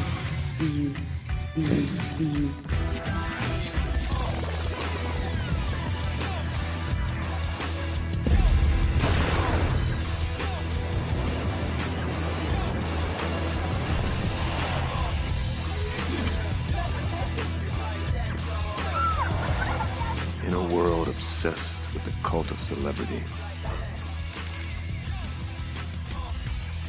I challenge you not to aspire to anyone else's greatness, but instead strive to reveal and ignite the greatness within you. Are you serious? I totally think that's it. Hey. No! Hey! To me, sexy is a man that knows who he is and what he wants. Okay. He's comfortable. You look at him, you see him, he's just comfortable being himself. And you're like, Baby, be you. be you, baby. Just be you. I like it. Introducing the BU collection, exclusively available at K&G Fashion Superstore. Hello, this is Israel, and I am CEO of Daydreams Interactive and author of Princess Planet. So, genius is common, and as a kid, I loved to daydream. Even as an adult, I love to daydream. And when my daughter became 6 and loved princess characters, but we just could not find the diversity that showed her, we created our own characters. So, for instance, you have Princess Nulu right here. Princess Nulu is from Uganda, and her genius is that she loves to take care of animals. She can actually even listen and hear what they say. And then we have Princess Isabella right here. Princess Isabella, she's from Cuba, and her genius is biochemistry. One day she hopes to eliminate disease. Then we have Princess Nia right here, and Princess Nia is based off of my daughter, and she wants to be the greatest dancer alive. So that's her genius. So what's your genius? My genius is my imagination. Genius is common.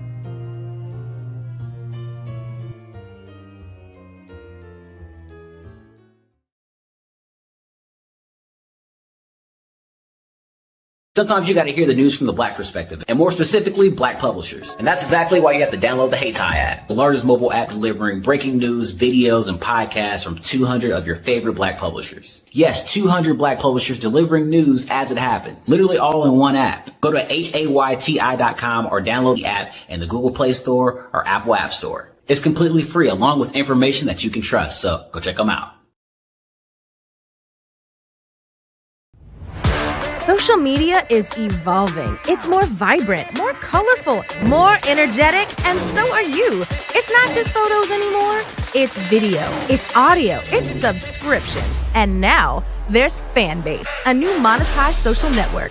Fanbase delivers the complete native app experience with full content monetization for every user. No algorithms that shadow ban your engagement or growth, and no ads. Follow anyone for free and subscribe directly to your favorite creators for $4.99 a month. Plus, show some love by tipping on any post. Also, make a Fanbase page and monetize your content the same way. Finally, connect with your followers by posting the amazing content you already create. And now, get paid for it. It's time to energize and monetize, because everyone's a fan of something and everyone has a fan base.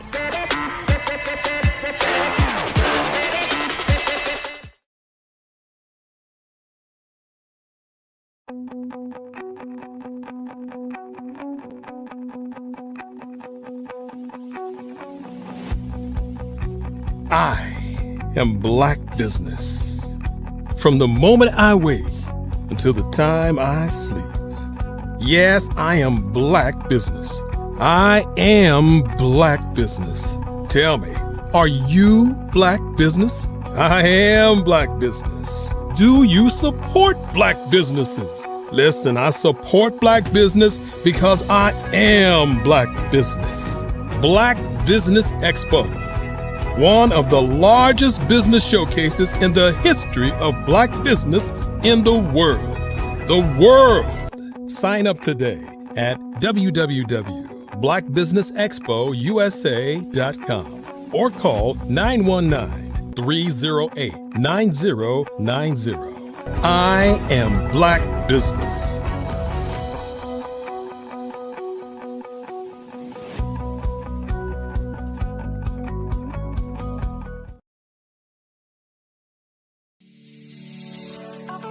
Did you know that our black dollar only lasts for 6 hours in our community?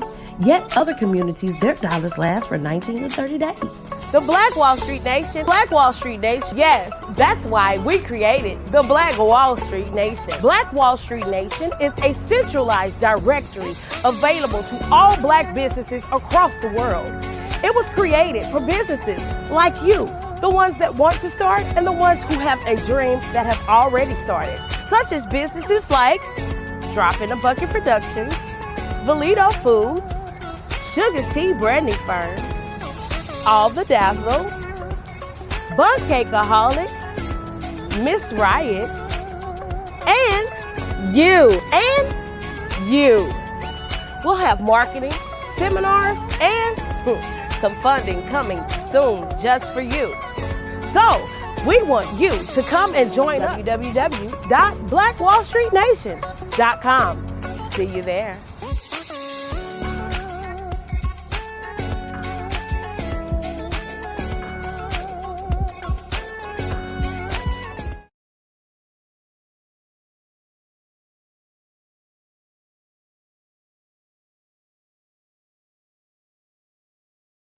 Ladies and gentlemen, and fellow professionals, please allow me to introduce myself.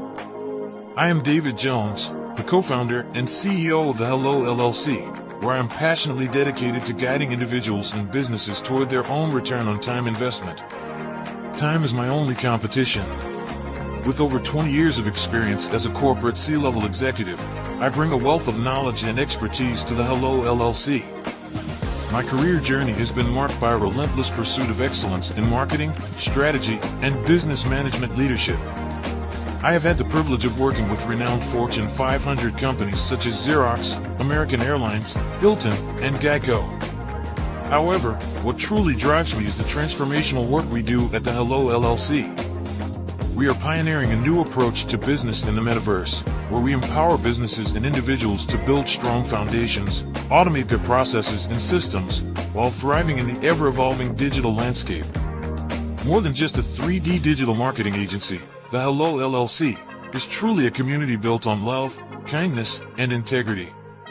We want more for you than from you. As I often say, collaboration is the new competition. In an era where time is the most precious commodity, I am here to guide you toward your own return on time investment, because if time was sold in stores, it would be sold out. With a deep commitment to excellence and a strong belief in the power of community, I don't just lead a company, I lead a movement into the future of business. Ladies and gentlemen, it is both an honor and a pleasure to be your guide on this remarkable journey. I am David Jones, and together, we will embrace a future marked by success, collaboration, and the transformative work we do at the Hello LLC. Hello stands for helping everyone live life optimally. So, let's make that pivot together and start living life optimally today.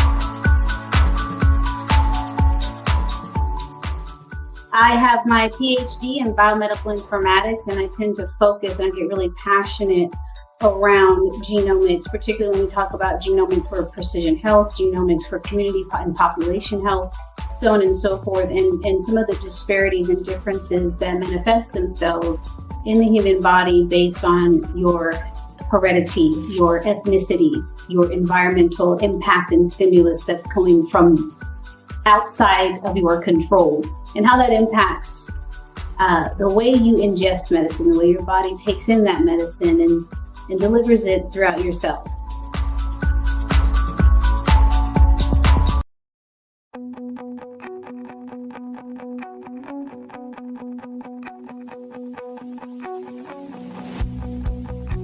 I am Black Business. From the moment I wake until the time I sleep. Yes, I am Black business. I am Black business. Tell me, are you Black business? I am Black business. Do you support Black businesses? Listen, I support Black business because I am Black business. Black Business Expo, one of the largest business showcases in the history of Black business in the world. The world. Sign up today at www.blackbusinessexpousa.com or call 919-308-9090. I am Black business.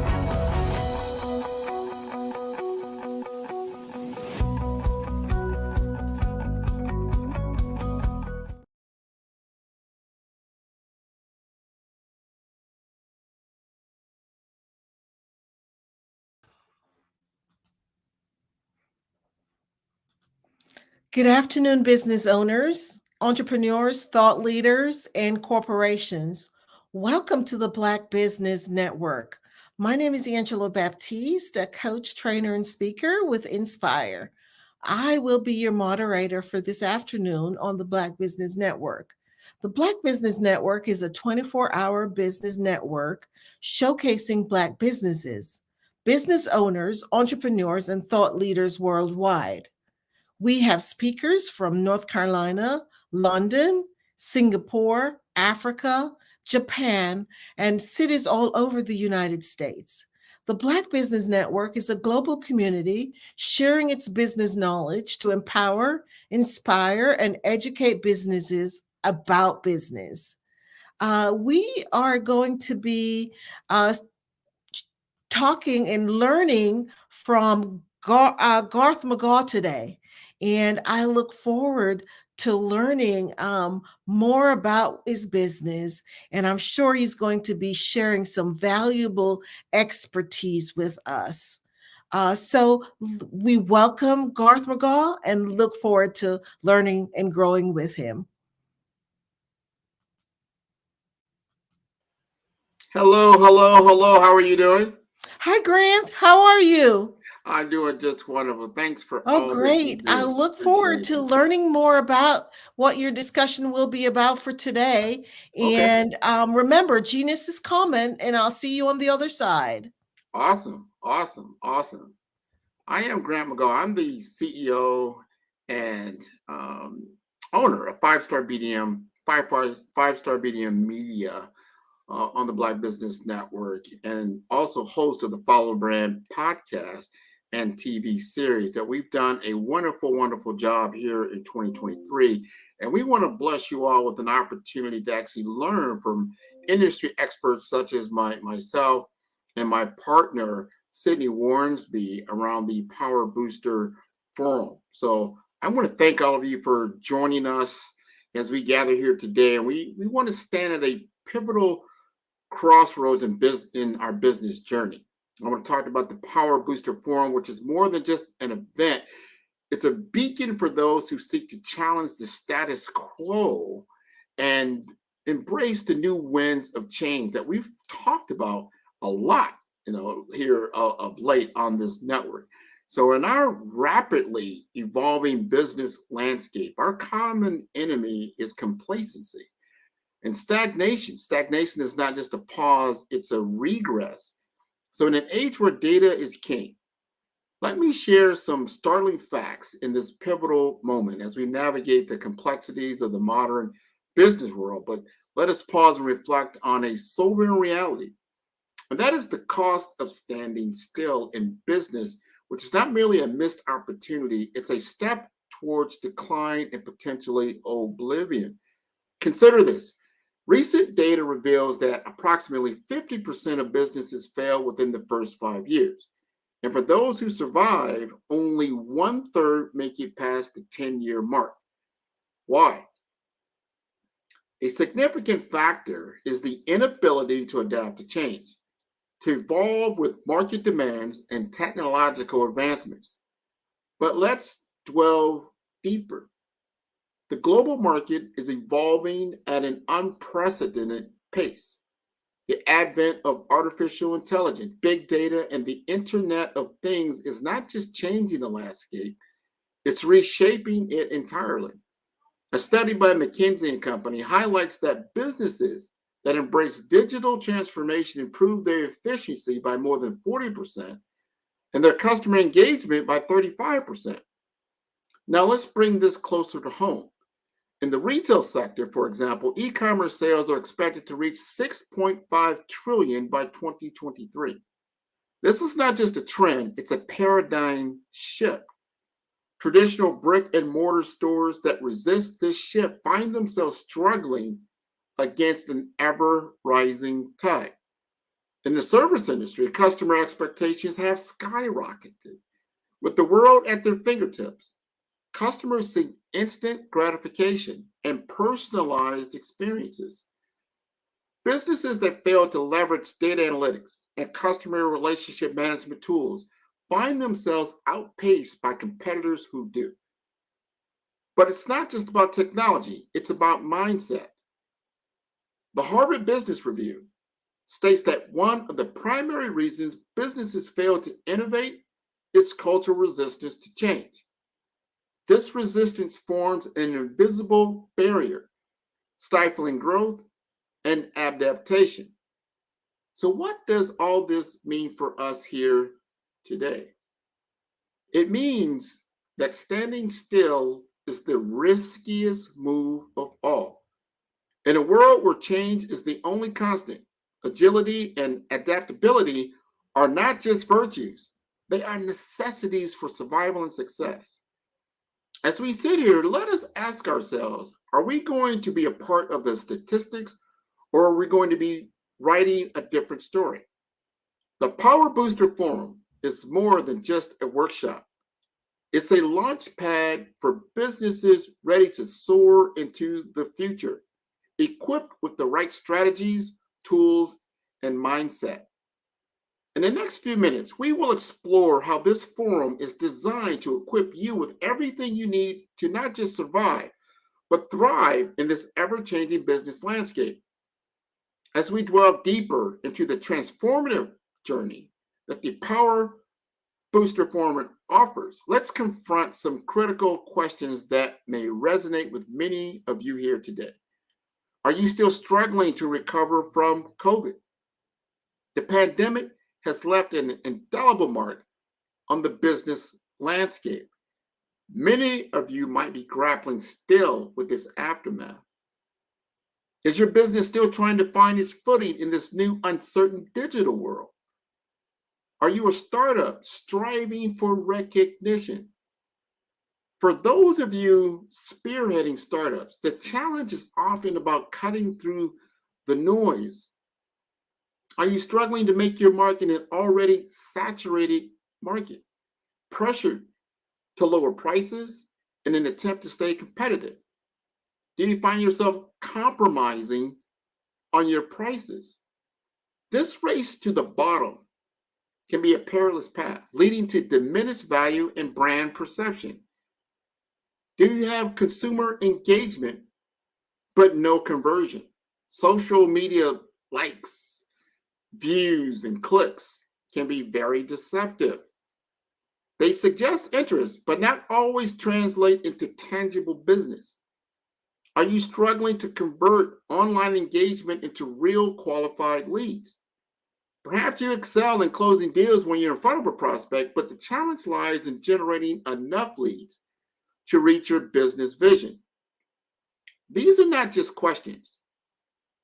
They are the echoes of the challenges that many of you face in your business journey. I know I have these questions in my business.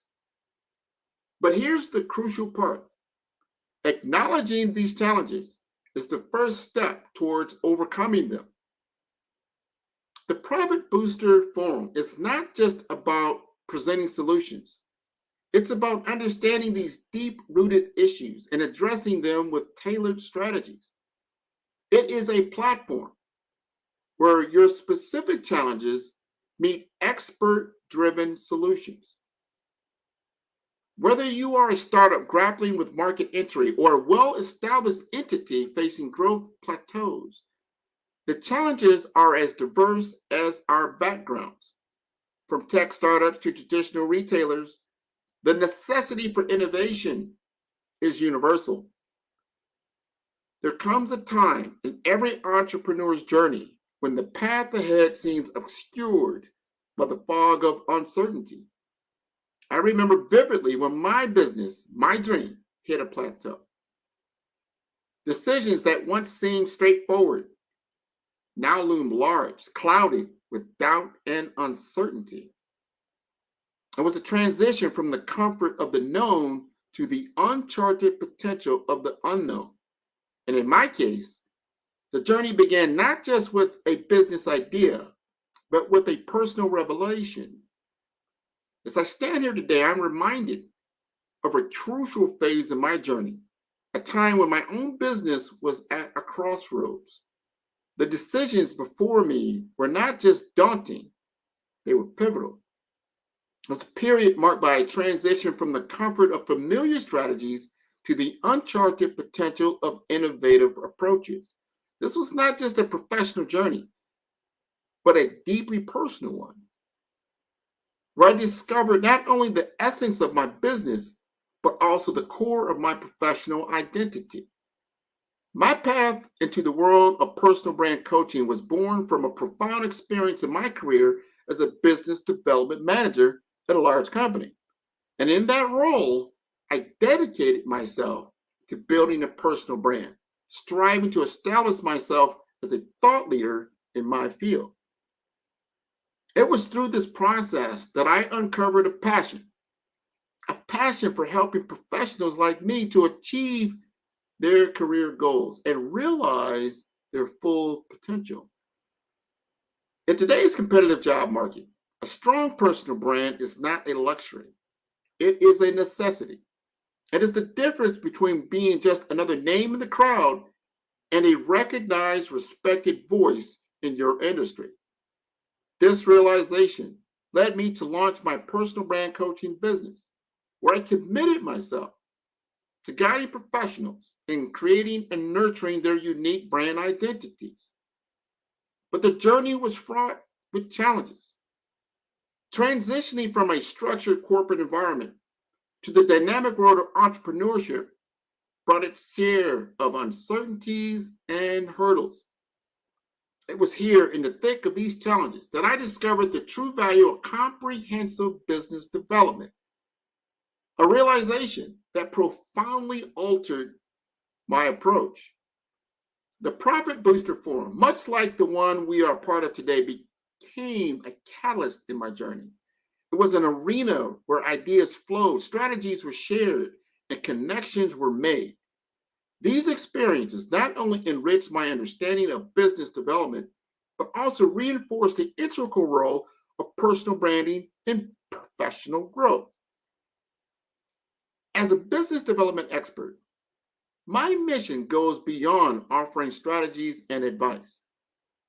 It is about empowering each one of you to harness your unique strengths to build a brand that resonates with your professional ethos and to navigate the complexities of the business world with confidence and clarity. As we delve into the sessions of this forum, my goal is to share with you the insights and strategies that have not only propelled my journey, but have also been instrumental in transforming the trajectories of countless professionals who have sought to redefine their careers. Remember, the journey of building a successful business and a powerful personal brand is an ongoing process of learning, adapting, and evolving. It is about finding that sweet spot where your personal values align with your professional aspirations. And that, ladies and gentlemen, is the essence of what we aim to achieve through the Profit Booster Forum. Let us shift our focus to a fundamental aspect of our participation in the Profit Booster Forum, the financial benefits and the return on your investment of time and money.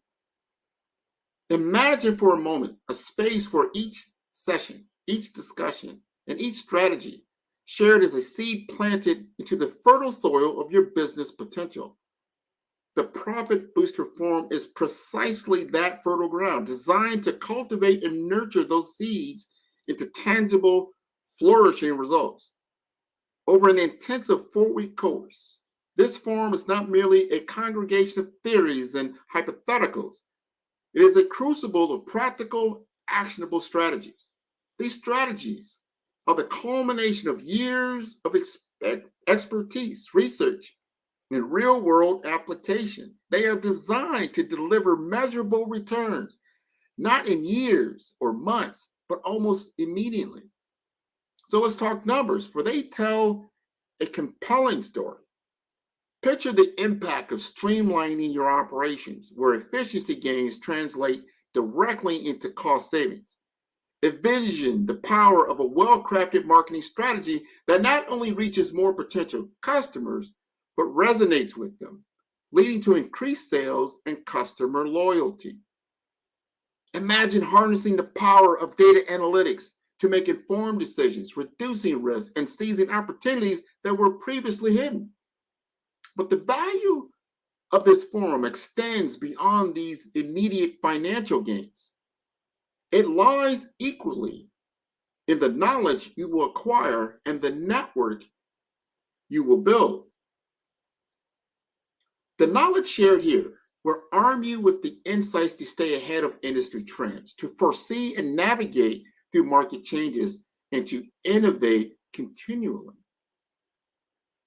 And then there's the network, a community of like-minded professionals, industry leaders, and potential collaborators. This network is your gold mine of opportunity. From potential partnerships that can open new market avenues to mentorships that can offer guidance through your business journey. Investing in the Profit Booster Forum is, in essence, investing in the very foundation of your business's future. The returns of this investment are manifold and enduring. We're talking about creating a sustainable competitive advantage, fostering a culture of continuous improvement, and establishing a brand that stands out in a crowded marketplace. As you participate in this forum, you will witness the transformation of your investment into tangible results. You will see the growth in your operational efficiencies, the increase in your customer engagement, and most importantly, the positive impact on your bottom line. Remember, the true measure of this investment is not just in the immediate financial returns, it's also in the long-term value it adds to your business in the form of knowledge, networks, and a renewed strategic vision. Today, I want to extend that invitation to you, an invitation to embark on a transformative journey with the Profit Booster Forum, a unique collaboration between 5-Star BDM and Solutions with Results. This 4-week intensive branding forum, led by myself and the distinguished Sydney Warnsby, is designed to propel your business out of stagnancy and to the realm of growth and innovation. In week 1, your journey begins with an in-depth exploration of branding strategy. In this phase, we dive into the intricacies of market research. You will learn to assess your business's strengths, weaknesses, opportunities, and threats, a foundational step in carving out your niche in the market. In week 2, you're going to build on the insights from week 1, and we move on to develop a compelling market-dominating position. This isn't just about standing apart from the competition. It's about resonating with your target audience at a deeper level. We'll guide you in translating your unique insights into a powerful market-leading stance. And in weeks 3 and 4, we tailor your strategy with expert guidance in these final 2 weeks. The forum takes an even more hands-on approach. So you will receive dedicated support in creating a skills gap analysis and market dominating position statement for your business. This process is enhanced by the invaluable opportunity of receiving peer reviews and expert feedback. And throughout this journey, you'll experience the power of collaborative learning, an approach that not only broadens perspectives, but deepens understanding. And with support from our industry-leading experts like myself and Sydney, you're not just gaining knowledge, you're gaining allies in your business growth. But what sets the Profit Booster Forum apart is not just the unparalleled expertise and structured learning approach. It's our commitment to overcoming financial constraints to deliver innovative branding solutions. Thanks to the exclusive sponsorship by 5-Star BDM and Solutions with Results, this forum offers actionable strategies, peer insights, hands-on guidance at an unbeatable price. So if you're feeling stuck and in a business rut, unsure how to differentiate your brand in a saturated market, the Profit Booster Forum is your strategy, your gateway to break through. It's here that you'll transform your branding strategies, elevate your market position, and turn potential challenges into lucrative opportunities. Don't miss this incredible opportunity to learn, grow, and thrive in the ever-changing business landscape. I want you to join us online. It starts January 27, 2024, and unlock the secrets to maximizing your profits. This is your chance to reshape your brand's future and to steer your business towards unprecedented success next year. As we stand at the precipice of an exciting journey, I want to have you embracing this as a risk to a pathway to a more successful opportunity in the ever-evolving business landscape. The most significant risk we face is the temptation to remain in our comfort zones. The greatest achievements in business, as in life, often come from stepping into the unknown and embracing risk. The Profit Booster Forum is your opportunity to take that bold step. Remember, inaction is the only strategy guaranteed to fail in a world that changes with each passing second. Our time together in the forum is not just an exercise in learning. It is a blueprint for your business's growth. Our focused learning objectives are designed to equip you with the tools and knowledge needed to navigate the complexities of today's business world. From in-depth market research to innovative branding strategies, each session is tailored to provide you with actionable insights that you can apply directly to your business.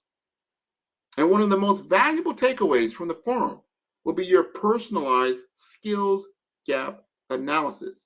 This analysis is more than just an assessment. It is a mirror reflecting your current capabilities against your business aspirations. It will highlight areas where your skills can be honed and improved, ensuring that you are equipped to tackle the challenges that lie ahead and seize the opportunities that come your way. And perhaps the most crucial aspect of our journey together will be the development of your market dominating position. This is where your learning transforms into action. In the collaborative environment of our classroom setting, you will craft a strategy that sets your business apart in the marketplace. This is not a theoretical exercise. It's a practical, hands-on approach to defining and refining how your business will lead and outshine in its sector. The classroom setting of the Profit Booster Forum provides a unique advantage: the power of collaboration. You will be learning not just from the experts, but from your peers, individuals who, like you, are motivated and driven to succeed. This environment fosters continuous learning, where ideas can be shared, challenged, and refined. As we prepare to embark on this transformative journey with the Profit Booster Forum, let's focus on the actionable strategies that you will be equipped with. These strategies are not just theories, they are practical tools tested and proven in the furnace of real-world business challenges. Our first key strategy revolves around mastering market research. This isn't just about understanding your market. It's about diving deep into the psyche of your customers, identifying emerging trends, and foreseeing market shifts. For example, using advanced analytic tools, you'll learn how to dissect customer behavior, allowing you to anticipate needs and tailor your offerings proactively. Then we will focus on building a resilient brand identity. This strategy is about creating a brand that not only resonates with your target audience, but also withstands the test of time and market fluctuations. We will explore how to craft a brand story that connects emotionally with customers, just as successful brands like Netflix or Airbnb have done, resulting in increased customer loyalty and brand advocacy. You'll learn how to position your offerings in a way that differentiates you from your competition. We'll dissect case studies of businesses that have successfully repositioned themselves in the market, achieving a unique niche. For instance, how a local coffee shop transformed its business to focus on sustainability and ethical sourcing, capturing a new market segment passionate about these values. These strategies are not just the tip of the iceberg. The Profit Booster Forum is designed to take you through these and many more, providing you with a comprehensive toolkit to elevate your business. As we conclude our session today, remember that the Profit Booster Forum is your opportunity to transform these strategies into tangible results for your business. The journey from understanding to application is what will set you apart in this competitive landscape. I invite you to join us, to immerse yourself in this rich learning experience, to emerge with a business that is not just surviving, but thriving. Embrace this opportunity to turn challenges into opportunities, ideas into actions, and aspirations into realities. So, as we conclude, I encourage you not just to participate, but to engage fully with the Profit Booster Forum. Take this opportunity to analyze, strategize, and revolutionize your approach to business. These tools, these strategies, and insights you will gain are designed to propel your business forward in ways you might not have imagined. In the rapidly shifting sands of the business world, let the Profit Booster Forum be the catalyst that transforms your challenges into opportunities, your ideas and actions, and your aspirations into realities. Fear of failure is a shadow that creeps behind every entrepreneur. But in the Power Booster Forum, you will learn to dance with that shadow, turn it into fuel for innovation, and watch it vanish in the light of your success. Thank you for joining us today, and I look forward to seeing each of you thrive and excel as you embark on this transformative journey with the Profit Booster Forum. Hello. Thank you so much, Grant. That was powerful. I love that quote. Inaction is the only thing that guarantees failure. Wow. I'm going to steal that. And Go that right is ahead. so true because, I talk about that all the time. If you could dream as much you want, you could have this great vision, but if you never take that first step and take that action, you're not going to achieve any of those goals. And as entrepreneurs and business people, that was just solid. So thank you so much for sharing that.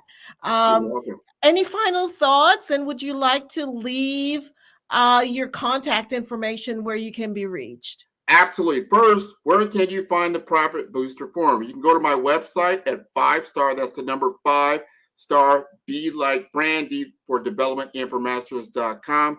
Along the top, you'll see Profit Booster Forum. Just click on it. You'll see information, and then you can register. If you're on Eventbrite, do the same thing. Put in the Profit Booster Forum, Grant McGaugh, Sydney Warrensby, 5-star BDM.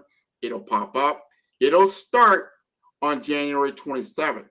Now, they're filling up quickly. We're going to do a cohort of about 20 individuals. The cost is below $500 for 4 weeks. This is unprecedented. So you're going to get a 4-week course, right? That's January 27th to about February 17th. You're going to get 2-hour sessions with industry experts in a cohort of 20 other individuals. I encourage everyone, this is a once-in-a-lifetime opportunity to grow your particular brand. Awesome. Well, thank you for sharing that. And I'm definitely reach out to Grant to get involved in that cohort. So have a great one. Genius is coming, and I'll see you on the other side.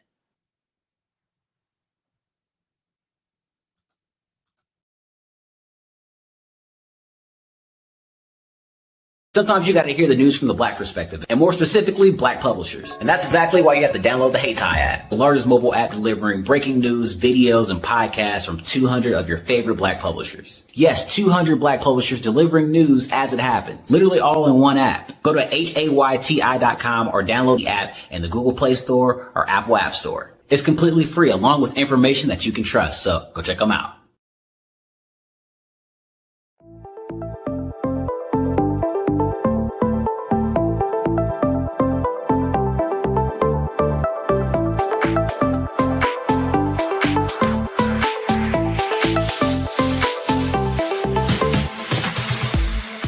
You need to be messaging and communicating to a lot more folks and getting them committed to you as a brand and feeling that you are trustworthy, as a subject matter expert, and for their needs and their pain points. That says, look, here are my pain points. Here's the problem that I have that I don't want, or the benefit that I want that I don't have. And Grant and Sydney understand that and are giving me information to be able to assist, in my eliminating those pain points.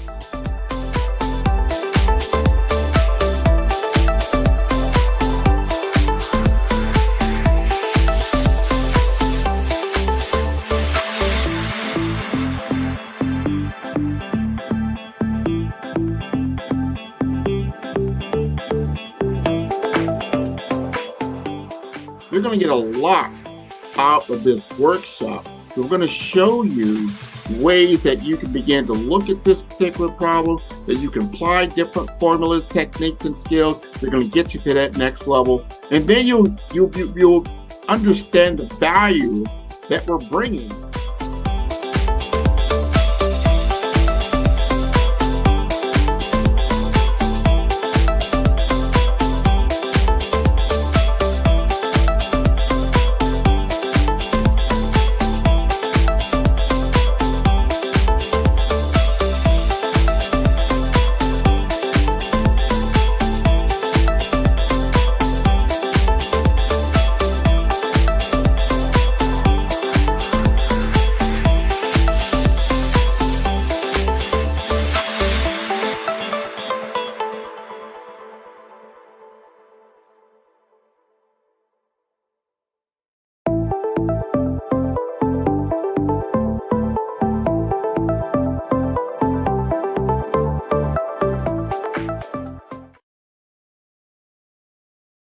Hello, ladies and gentlemen. Allow me to introduce myself. My name is Tara Bush, and I am the co-founder and COO of the Hello LLC, where our mantra is helping everyone live life optimally. And more importantly, helping entrepreneurs leverage leading-edge optimizations. We help businesses build, brand, automate, and pivot into the future. With over 22 years of corporate C-level experience, I carry a wealth of knowledge and expertise in my professional portfolio. My professional journey has encompassed various facets of business, executive leadership, project management, marketing, systems, space planning, and strategy implementation. I have had the pleasure of partnering with and managing multi-million-dollar projects for the top Fortune 500 companies, prestigious universities, and well-known sports teams around the world, like ExxonMobil, Apple, Samsung, Citgo, HP, Ziegler Cooper, the Houston Astros, the Dallas Cowboys, Bank of America, and Vanderbilt University. What fuels my drive is a passion for innovation and creativity that knows no bounds. I thrive on pushing the boundaries and thinking outside the box to bring fresh, ingenious ideas to the forefront. I turn visions into reality. As a leader, I am a steadfast advocate for integrity and creativity. I am driven by a profound desire to help individuals and businesses create their own return on time investment while leveraging technology. At the Hello LLC, we are more than just a 3D digital marketing agency. We are a community committed to helping, building, and thriving together with integrity. We can either show you, teach you, or do it for you. We believe in the power of innovation to transform the status quo. My fellow professional powerhouses, in the spirit of abundance, I firmly believe that there is enough prosperity in this world for all of us to thrive together. So, I invite you to make the pivot because the future is already here.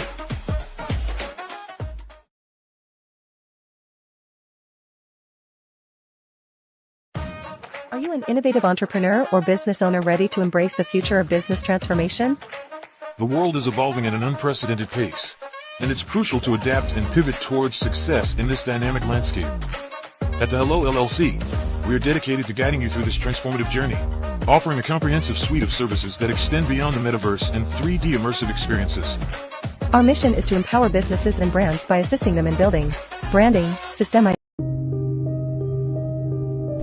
The Black Business Expo is changing my life. This year, they are giving away laptops and even $5,000 in cash to students just like me. I'm Alexis, and I want to go to college to fulfill my dream of becoming an entrepreneur. Help the Black Business Expo going to www.blackbusinessexpousa.com and also becoming a vendor, a sponsor, or donating.